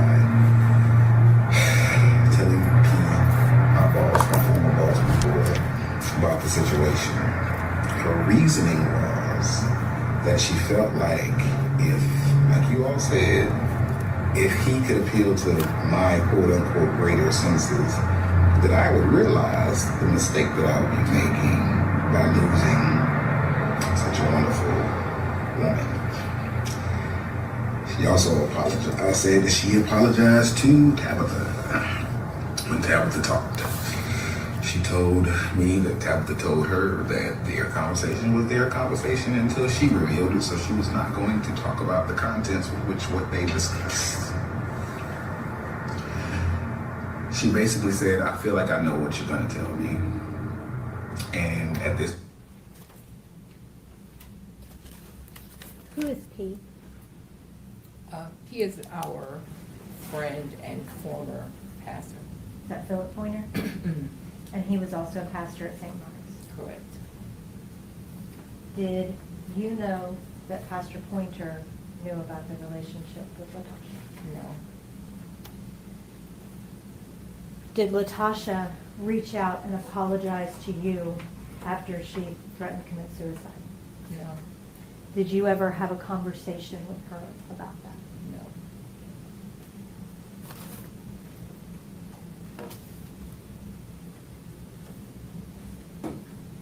Throughout all of those videos,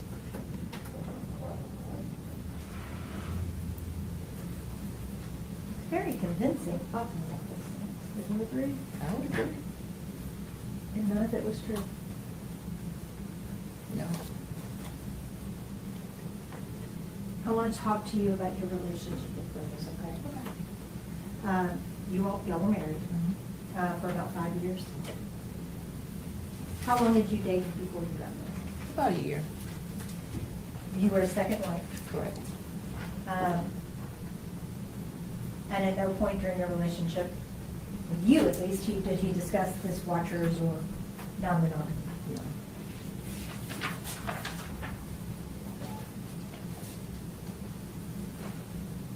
Brodus was a pastor Correct. in Little Rock that was at St. Mark's. So that's a Yes. big church. Yes. Did he take trips with the church? Yes. Often?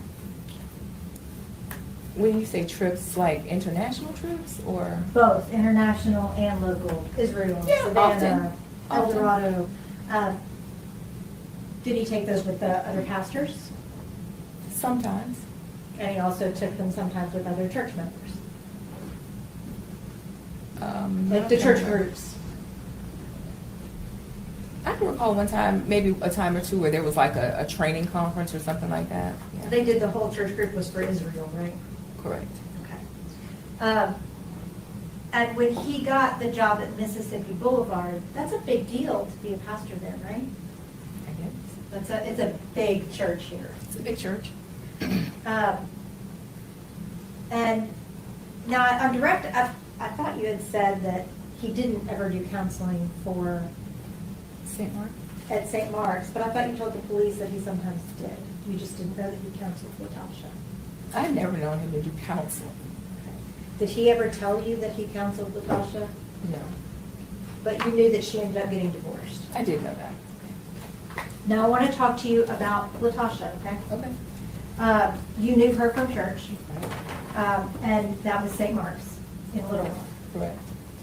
She was a life group leader. Yes. What's a life group leader? It's a person that leads a group of people that get together and do Bible study. And that was a group that Brodus was over, right? Correct. And before his relationship with Latasha started, this was a tight-knit group, right? Yes. He was very involved with that group. Yes. And it was about 7 or 8 people? In that group, there were probably 6 or 7 groups. Yeah. But in that particular, the group that Latasha was in, Yeah. a couple of people. Mhm. And those groups were selected from the whole church membership, right? Based on who showed interest. It wasn't like, we want you, people came and showed interest. Yeah, There are thousands of church members at St. Mark's. sure. And I think, what about 40 or 50 people were selected to be life group leaders? I guess. I don't know for sure. And that's okay if you don't know. And you and Latasha were fairly friendly. Yeah. You played tennis once a month for a couple Once a months. week. Mhm. And then at some point, after Brodus got the job at Mississippi Boulevard, y'all moved from Little Rock to Memphis. Correct. And at no point were you aware of their relationship. No. Were you aware of any issues that Brodus had had at St. Mark's? No. Y'all moved in October, Correct. and that was to Carterville. Correct. Before y'all left, you gave your friends, church members, your new address. Yes. And there was a party that was thrown for y'all, right? I think so, yeah. Did you know that Latasha organized that party? It wouldn't surprise me to know that.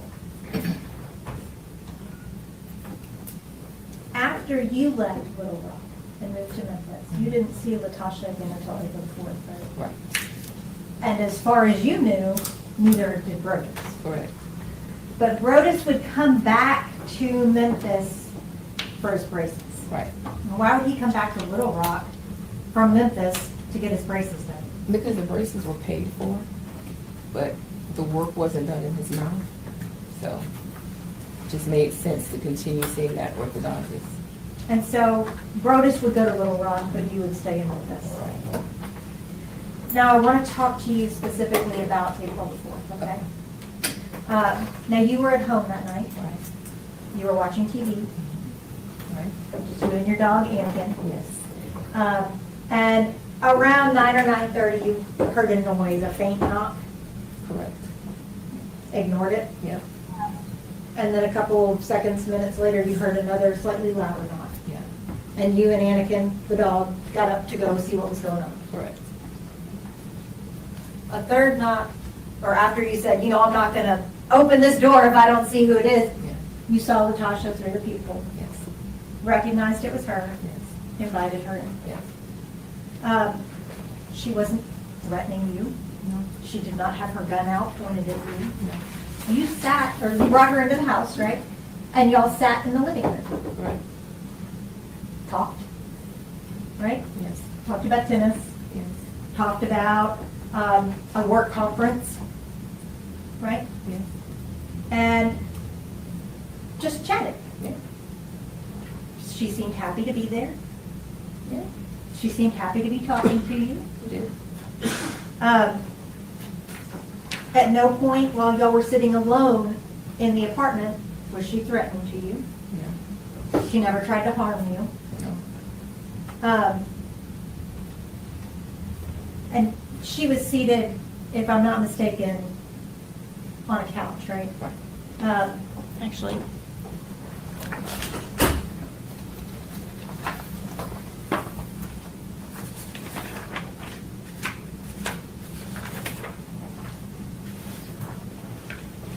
Your Honor, may I approach the witness? Yes.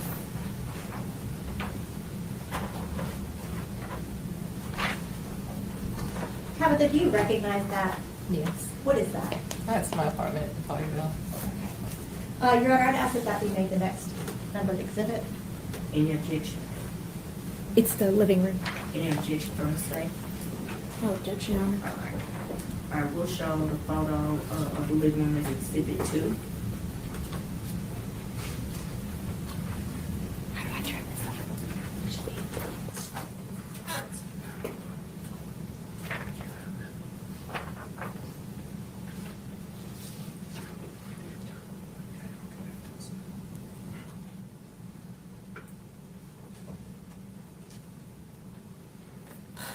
Your Honor, if I may publish this to the jury. Yes.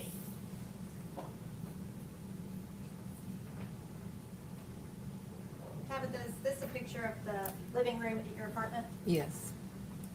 Where were you seated speaking to Latasha? I would have been seated on the left end of the sofa. So,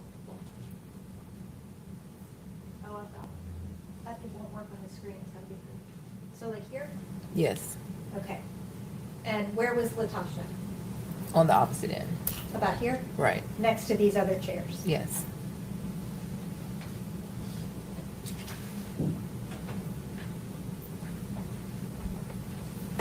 Brodus was not home yet, right? Right. He had gone to Pastor Pointer's to run an errand.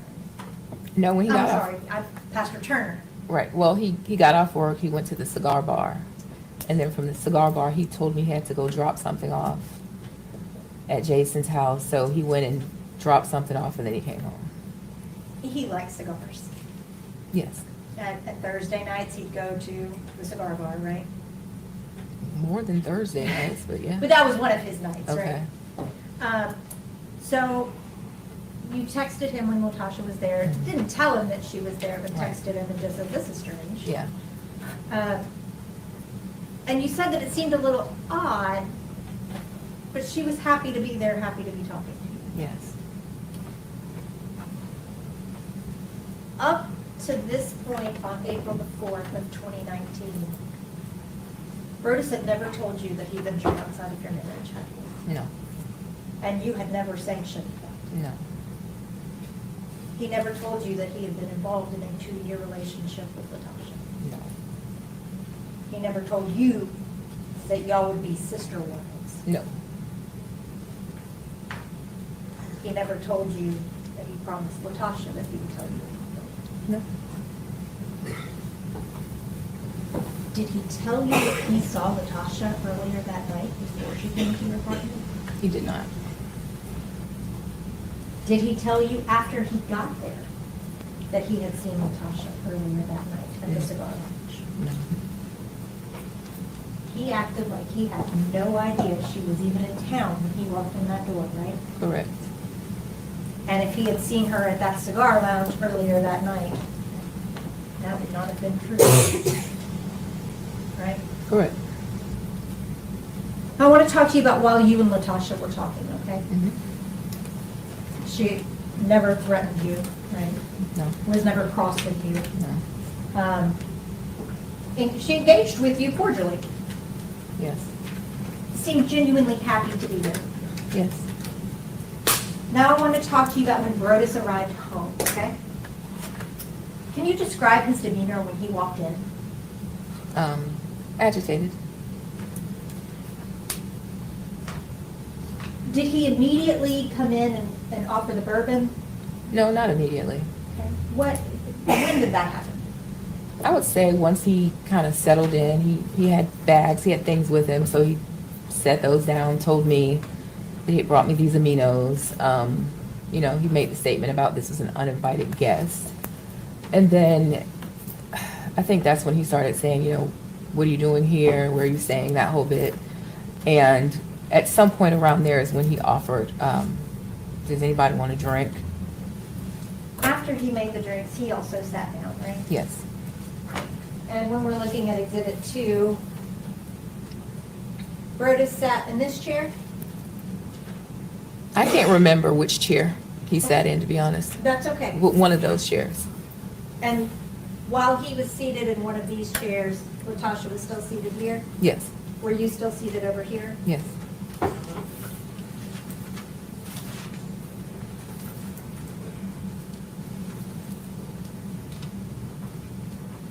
Brodus made himself a drink, Yes. and he made Latasha a drink, right? Right. And you had champagne earlier in the night, and you were done. Fine, yes. When Brodus was talking to Latasha about, you know, why she was here, what she was doing,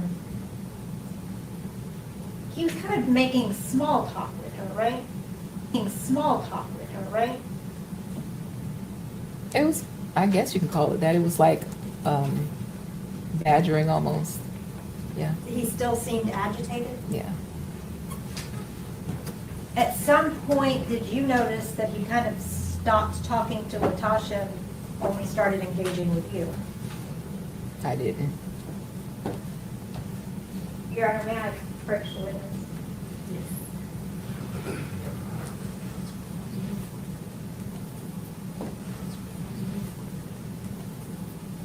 Your Honor, I have a transcript of her statement. I previously provided a copy to the state, but I have a bound copy. I'll provide the ease of reference. Could you look at page 8 for me? Lines 8 through 17. Okay. And just read those for me, let me know. What line is 18? I'm sorry. It's not numbered. May I approach? Yes, it should be. It's just hard to see. Oh, okay.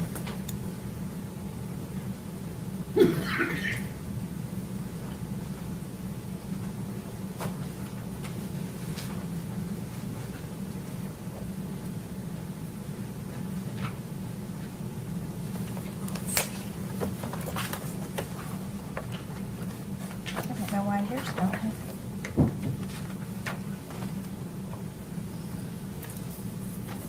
Okay, I'm sorry, it's page 9. Starting here, Okay. and then just down a couple lines. Okay, so it says, Oh, you don't have to read it, just read it to yourself. Oh. Yeah. I'm sorry.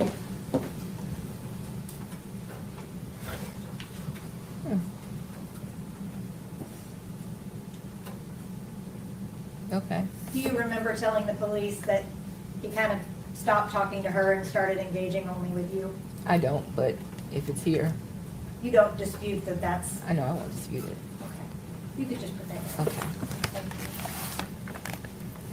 you. Is that normal behavior for him, I guess? I would say that it was normal for behavior for him with his life group leaders. It was not unusual for him to talk kind of rough to them and just, I would often say, I don't know why y'all put up with him. But it was usually just, that's just him, you know, kind of a good fun kind of way of roughhousing, so to speak. So I always found it kind of cringy, but it was not unusual. I want to talk to you now about when Latasha said that she was going to go ahead and go. Okay. She basically said, I'm not going to keep you guys, right? And everybody stood up. And you led the way to the door. Right. Latasha was behind you, Correct. and Brodus was behind her. Yes. And you got all the way outside, right? I mean, to the stairs of the apartment complex. Right. And Latasha and Brutus were still back towards the apartment. Correct. Latasha right outside the door, Brutus in the door. Right. Did you hear her ask him to walk her to her car? No. Uh, When they were over there and you were at the stairs, they were kind of had their own thing going on over there while you were trying to walk on out, right? I don't know because my back was turned, so, Right. you know, it wasn't until I turned around that I realized they weren't right, you know, behind me. And you, I mean, you were telling her, just don't speed, be careful, if you've had something to drink, Right. right? You had no idea what was going on behind you. No. So then I want to talk to you about when you turned around and saw Latasha, okay? Mhm. She was still at the door of your apartment. Well, she was out from the door, yeah. And that's, your door is right next to your neighbor's door, right? No, it's across the hall. Okay, okay, thank you. So she is standing right outside the door. Brutus is standing in the door frame. Mhm. So she was closer to Brutus than you were. Yes. Do you remember how far away you were? So from our front door to the stairs might be from here to the beginning of this green partition. So it's not, we're not very far Right from here? the stairs, yeah. So if this is the front door, those are the stairs. Okay, so So you if and I'm I- there, Brodus is here, she's maybe here. So it's like, you know, equal space between all three of us. It's not a lot of space. 12 feet? I don't know. I don't know. I'm not good at guessing it either. Somewhere 10 to 12 feet, maybe 10 to 15 feet? Does that look like a good guess to you? This looks good to me. She don't know. She can't That's- handle it. She said she can't. I can move on.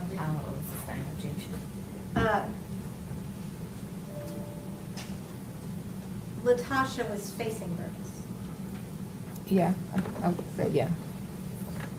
and you saw her reach into her pocket, right? Yes. And this was as y'all were walking out to her car. This is still upstairs. Right, Yeah, but that was the direction that, correct. okay. Yeah. And when you saw her reach into her pocket, Mhm. you saw her pull out a gun. Yes. Now, prior to that moment, had you ever seen a gun? No. Prior to that moment, had she seemed to be a threat to you? No. Prior to that moment, did you think you were in harm's way being with her? No. She started firing the gun, Yes. towards Brutus. Correct. You were in the opposite direction, right? I was behind them. Yes. And you ran to your apartment, or your neighbor's apartments, Right. right? Right. So you weren't even in the apartment when the shots started. No, I was still outside the apartment. When y'all were in the apartment, the three of you, was the door closed After the shots were fired? before? Oh, before. Yeah, the door was closed before. Could anyone see into your apartment No. with the door closed? No. It was private. Right. No one else other than the three of you was in the apartment. Correct. After the door gets open, you go outside, you're visible to everyone else in the apartment complex. Well, that could see where y'all were, right? You became visible outside of your apartment. Not really, no. So if your neighbor had opened the door. If my neighbor across the hall had opened the door, sure. They could see Latasha standing. Mm-hmm. They could see Brodus standing in the door. Mm-hmm. Nothing happened until after that was already out in more public area than y'all had been before, right? Right. You, at some point, lunged for Brodus, right? Yes. And tried to shield him. Well, this was after the shooting had occurred, yeah. Once we were back in the apartment by then. Prior to that point, prior to you trying to shield him, she had not fired any shots at you, right? No. And when you got shot, did you realize it? Yes. Did you grab your shoulder? Yeah, the bullet moved me. The shot threw me. Yeah. And you were right against Brodus at that point too, right? Until I got shot, right. And then You said, Tasha, you shot me. Mhm. What did she say back to you? Something to the effect of, I didn't mean to. And then you told her basically, like, go, leave, Yeah, just get out of here. just get out of here. I won't tell them it was you, just go. Mhm. Correct. She didn't move. No. And at some point, you could hear the sirens coming. Yes. And Latasha still never moved. Right. She never put down the gun. No. And when the police came up, they had their guns drawn. Correct. And she still didn't put down the gun. Correct. And in fact, she pointed the gun at her own self, Yes. towards her mouth, Yes. towards her head, Yes. against her chest. Yes. And the police were trying to talk to her to get her to put the gun down. Right. And she wasn't even really interacting with them. She was talking back, you know. Like, Was she no, crying at that point? probably, I don't remember. Do you remember her saying, "What have I done?" No.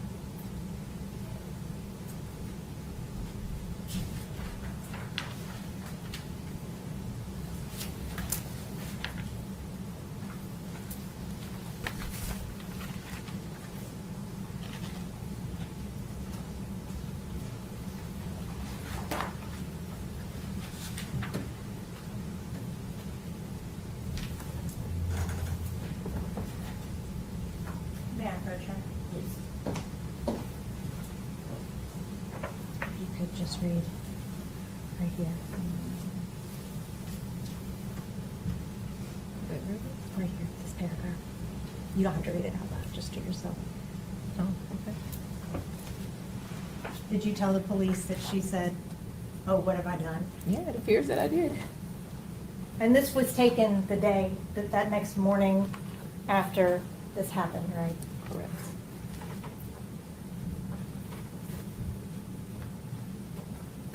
One of the main things that you heard Latasha saying during this was that he broke her heart. Right. And that was the main thing that she said to you. Yeah.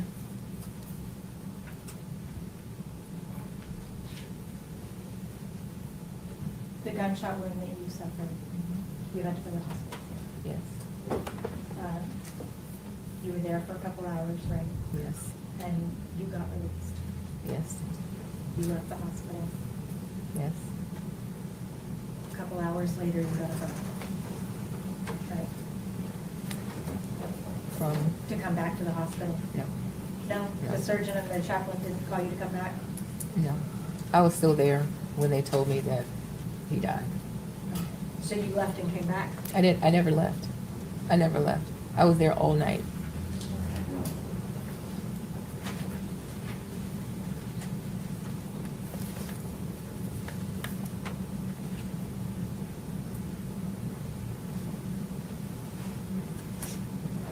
May I approach? Yes. If you could just read right around. Start here, just to the bottom of the page.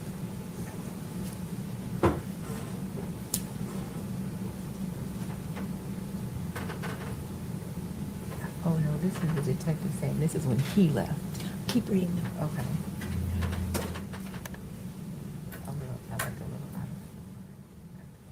Yeah, that's one, because I didn't, the song was up when I left the hospital. So that's just. Yeah, that's just wrong. And this was a stressful night, right? A very traumatic event. Yeah, And you had no idea why any of this happened. right. But eventually you were told that Bertus had passed away. Correct. You went and gave a statement that next day with Carnival, right? Right. Pastor Pointer and Pastor Turner came with you. Right. Did you ask them to come with you? They're the only people that could have come because I did not know a soul in Memphis. So when everything happened, I didn't know anybody's phone number. So they called Pastor Turner They went through hoops to get in touch with him. He and his wife showed up. He called Pastor Pointer that morning. He drove over from Little Rock. So there was really nobody else that could have come. And they actually came into the interview room with you, right? Yes. And while you were talking to police, the police were saying, do you know why this happened? Right? Mhm. And you have to say yes or no. Yes, so She's all right. recording. And you and the police both talked about why. Right, Nobody understands why. right. Did Pastor Pointer ever say, actually, I know that they were in a relationship? You know. Did he ever tell you that So before you I'm went in? gonna object to, that's hearsay, I don't know what the purpose of it is. And it's not being offered for the truth of the matter asserted, it's being offered to show whether or not he provided that information. The approach.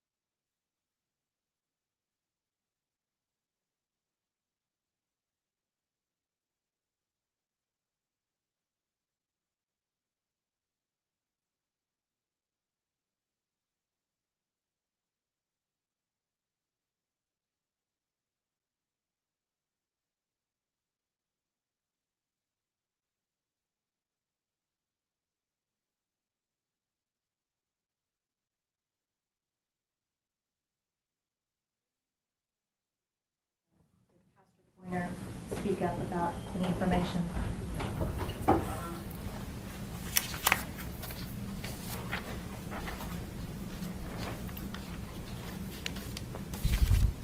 The police obviously did an investigation, right? And during your statement, they kind of talked to you about things that they found in the investigation. One of the things that they found was Broadus's phone. Do you remember that? You don't remember them asking you about his passcode? Oh, yeah, I remember them asking about the passcode, yes.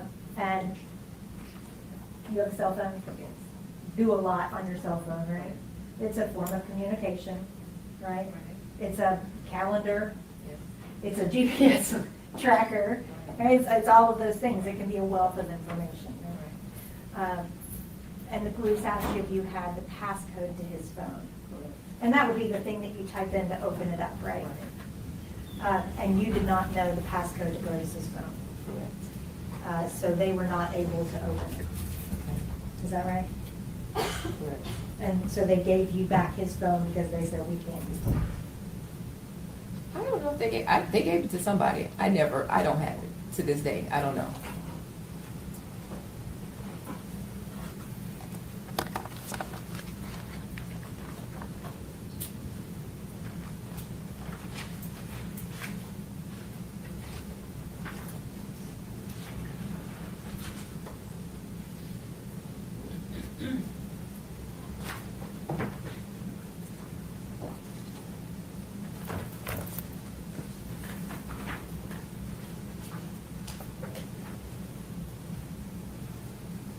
May I approach? Yes. Do you remember the police having you go through, giving you back your phone and initialing? Yes. If you will read right here.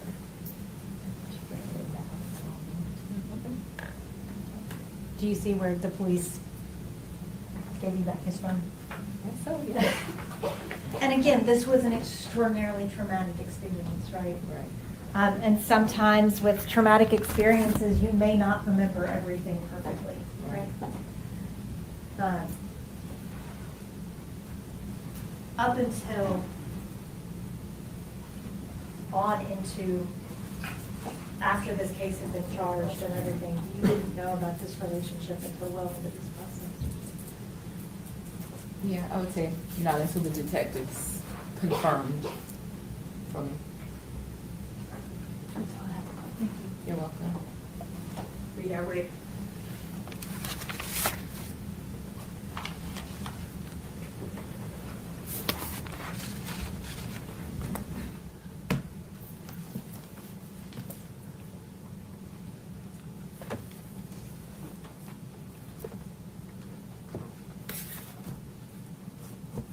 No, Your Honor. All right, you may sit down, ma'am. Anybody need to wait? The jurors?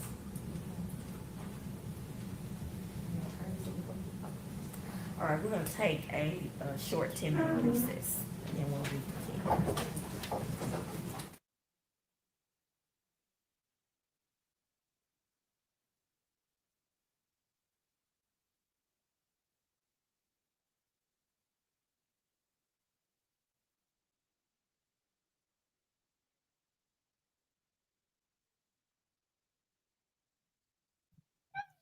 Okay, you guys, just a second. Let me go ahead and advance our time. Let's see.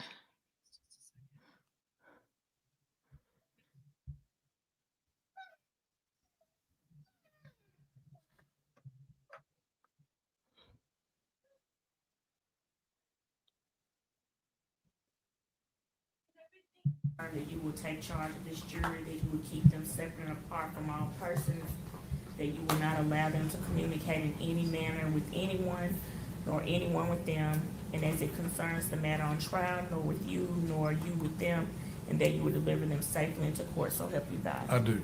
Okay, thank you. Thank you. All right, I'm gonna call you.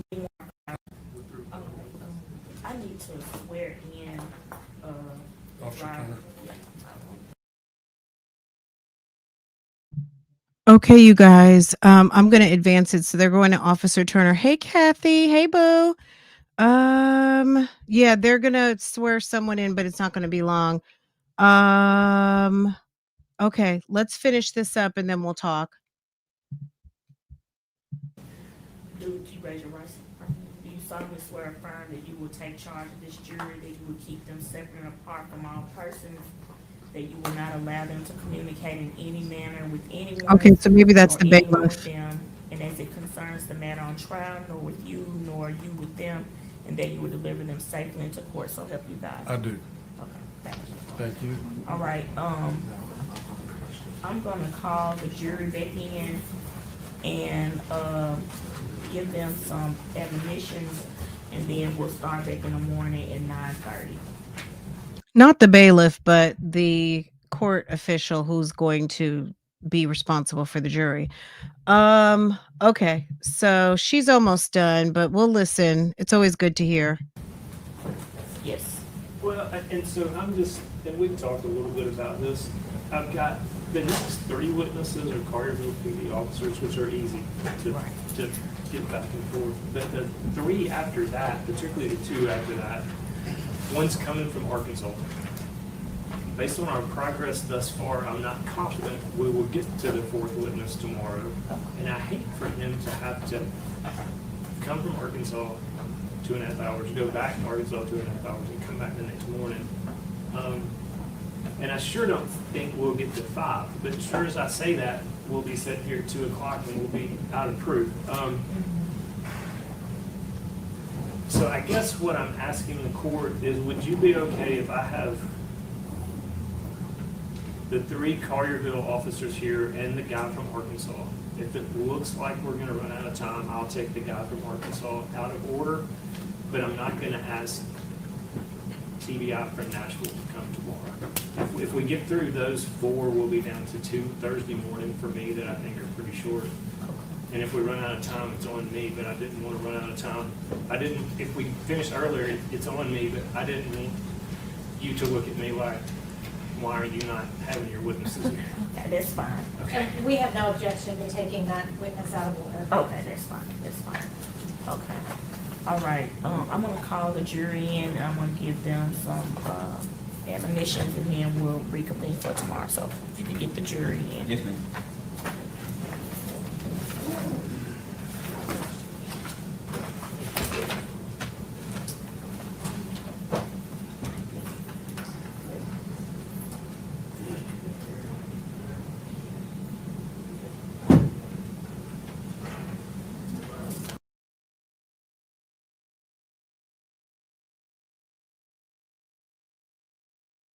Why did they get her a wig from the Jodi Arias collection? Okay, why is that giving the Jodi Arias collection? What is up with that? I don't understand that this style wig, but okay. If you think this is what's going to win you the case, I don't know.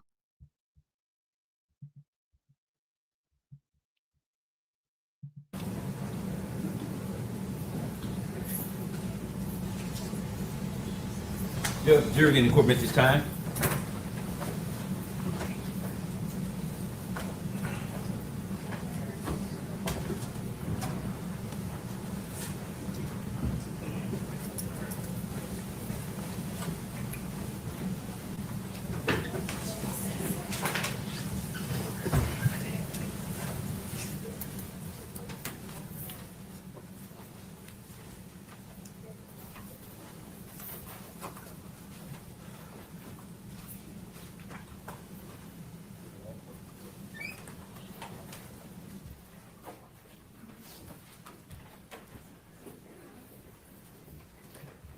It came from the Freedom Not Coming Soon collection.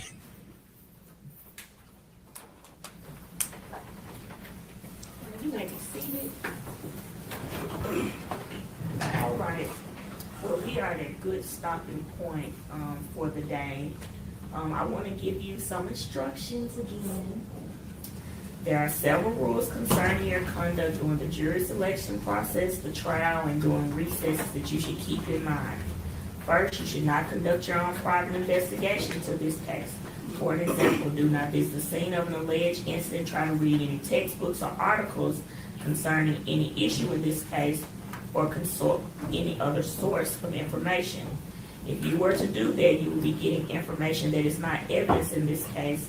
You must decide this case only on the evidence and law presented to you during the trial. Any juror who receives any information about this case other than that presented at trial must notify the court immediately. Second, you cannot discuss the case either among yourselves or with anyone else during the trial.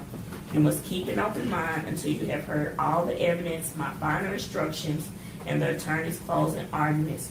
Any discussions before you retire to deliberate would be premature and improper. Third, you cannot allow any other person to discuss the case with you or in your presence. If anyone does attempt to do so, report this fact to the court immediately without discussing the incident with any of the other jurors. Fourth, do not try to speak to any of the attorneys, parties, or witnesses in this case, even for the limited purpose of saying good morning. They are also instructed not to talk to you, and you must report any contact with you. In no other way can all the parties feel assured of your absolute impartiality. So again, we're still not ready to discuss the case, okay? Go to dinner, have a good night's sleep, and we'll be ready to get back to work in the morning around 9:30, okay? So I'm gonna excuse you for the day, and remember, do not discuss the case, okay? You can leave your notepads under your seats. Jury, you can pen pass in the chair and follow me.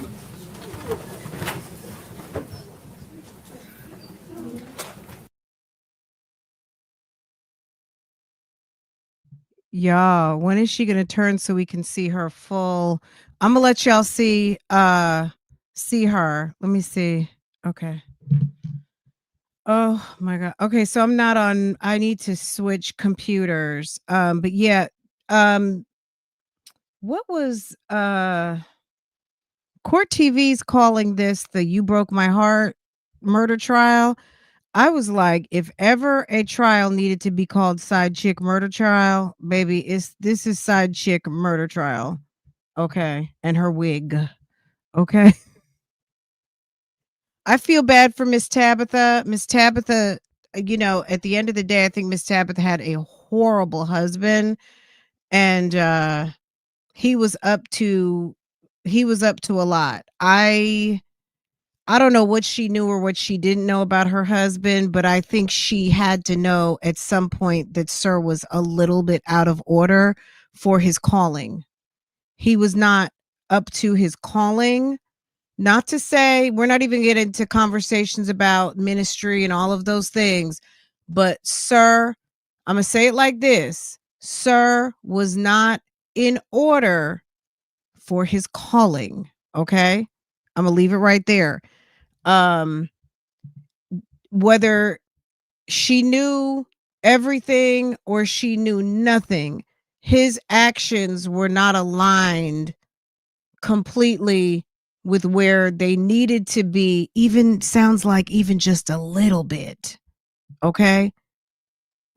It didn't seem, Sir was so out of order. Now, he didn't deserve to die. He didn't deserve to get killed like that. But you know what I'm saying? When you play dangerous games like messing around in God's pulpit, um, anything can happen with that one, baby. He was doing way too much.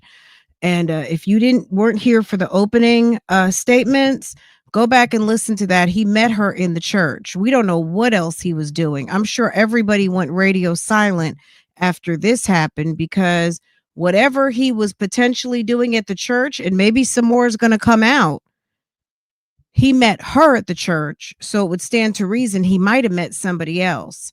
But the fact that he was so out of order and then was going to bring this foolishness over to another place, you know what I'm saying? Like, I don't know. We gonna see how this turns out. I don't think that we want to justify what this lady did, because this is not the right course of action of what she did. But he put himself in position for this type of thing to happen to him, unfortunately. Anyway, also, this lady is a therapist. She is a psychologist in domestic violence. This woman right here on trial. And I'm sure that's going to come out, even though she's more than likely using the SNAP defense, crime of passion, all of those things. But we're going to get more into it tomorrow. They said 9:30 Memphis time. I don't know if Memphis is on East Coast time or what. Memphis might be an hour behind. I'm not sure. Let me see. Memphis. Memphis time. Oh.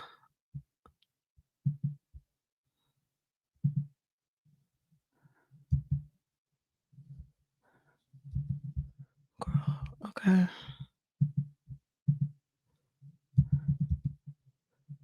Memphis time. Okay. It's 6:13 in Memphis right now, and it's 7th. So they're an hour behind. So 9:30 is 10:30 East Coast. So tomorrow morning we'll get into it. Okay, yeah, they're on Central.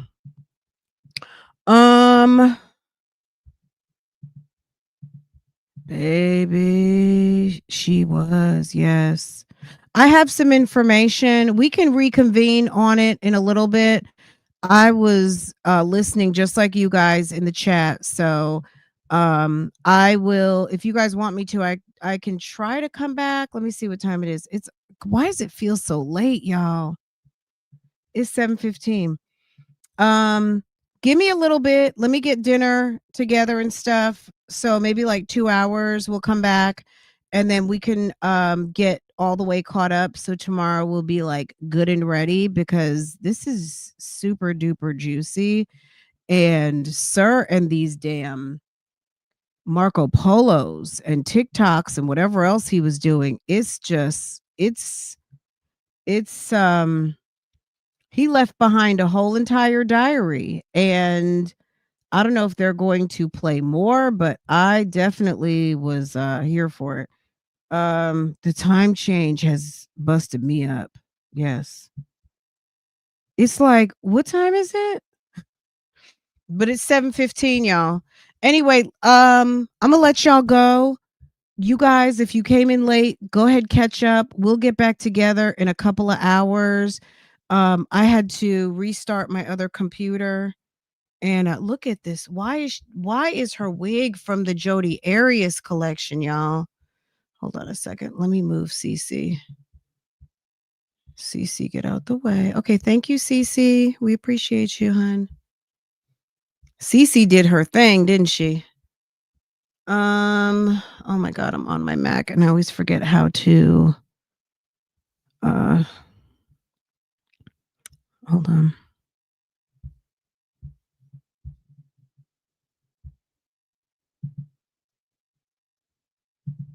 Okay, I'm back.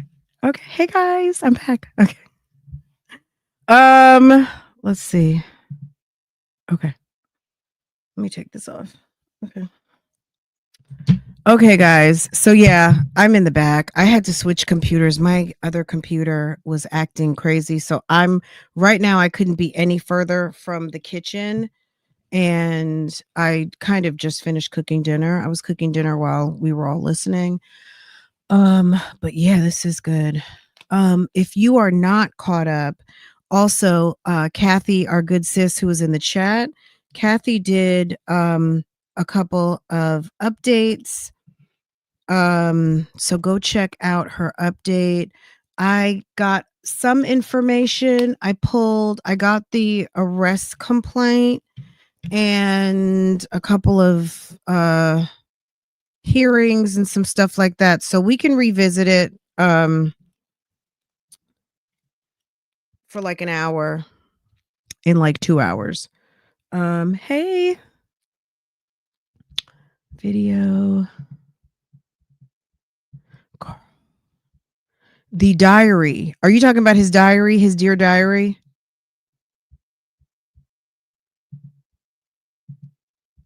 Girl, his dear diary is a fool. His dear diary is giving, sir. Clearly you didn't know that your time was coming, but most of us don't know. Girl, I couldn't not. I was sitting and watching and I was just like, what was that book called? Unethical or Ethical Slut? I was like, baby. I was what? Not the Ethical Slut, baby. Baby. Mm-mm. Anyway, let me let you guys go. We'll get together tomorrow and we'll get back into this. And well, we'll get together for this tomorrow at 10:30, let's say 10:15 East Coast time. But I'll be back in like about an hour. We'll go through a few things and get super duper caught up on ma'am, and have a nice good little foundation for what we're into. And then that's it. That's all. Okay. It's those videos for me. Did I go super pink? This is why I don't sit back here. I got too much going on back here. I get overly stimulated and I start playing with stuff. And it's like when I'm in the homeschool room, it's just computer. Back here, I got all my things and I get overstimulated. Okay, guys, let me let you guys go. Let me get dinner served up and I'll see you guys like in 2 hours for like a little short quickie. Okay. Hit the like button for me. If you're new here, welcome, subscribe, set your notifications so that when I go live and post a video and do all of everything, you will be notified immediately. Okay. I'll see you guys later. Bye. Bye. What do you want to? What's this? Okay, I think Thaddeus might have spoken about this.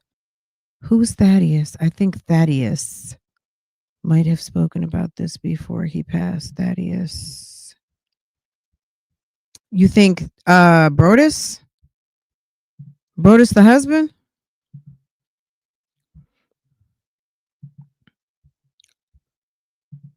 Okay. You guys, we'll talk.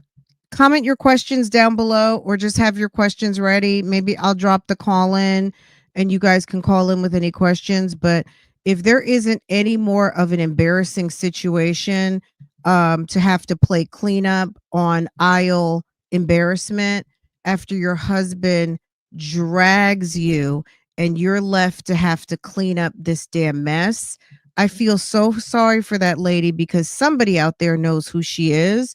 And she's having to deal with this whole entire cleanup because this guy wanted to play popular guy at the church and play with these women and didn't think somebody wasn't going to come with a Ruger 9. Awful. Awful. Anyway, y'all, I'll see you guys later. Take care. Have a good night. I'll be back a little later. Bye guys. See you later.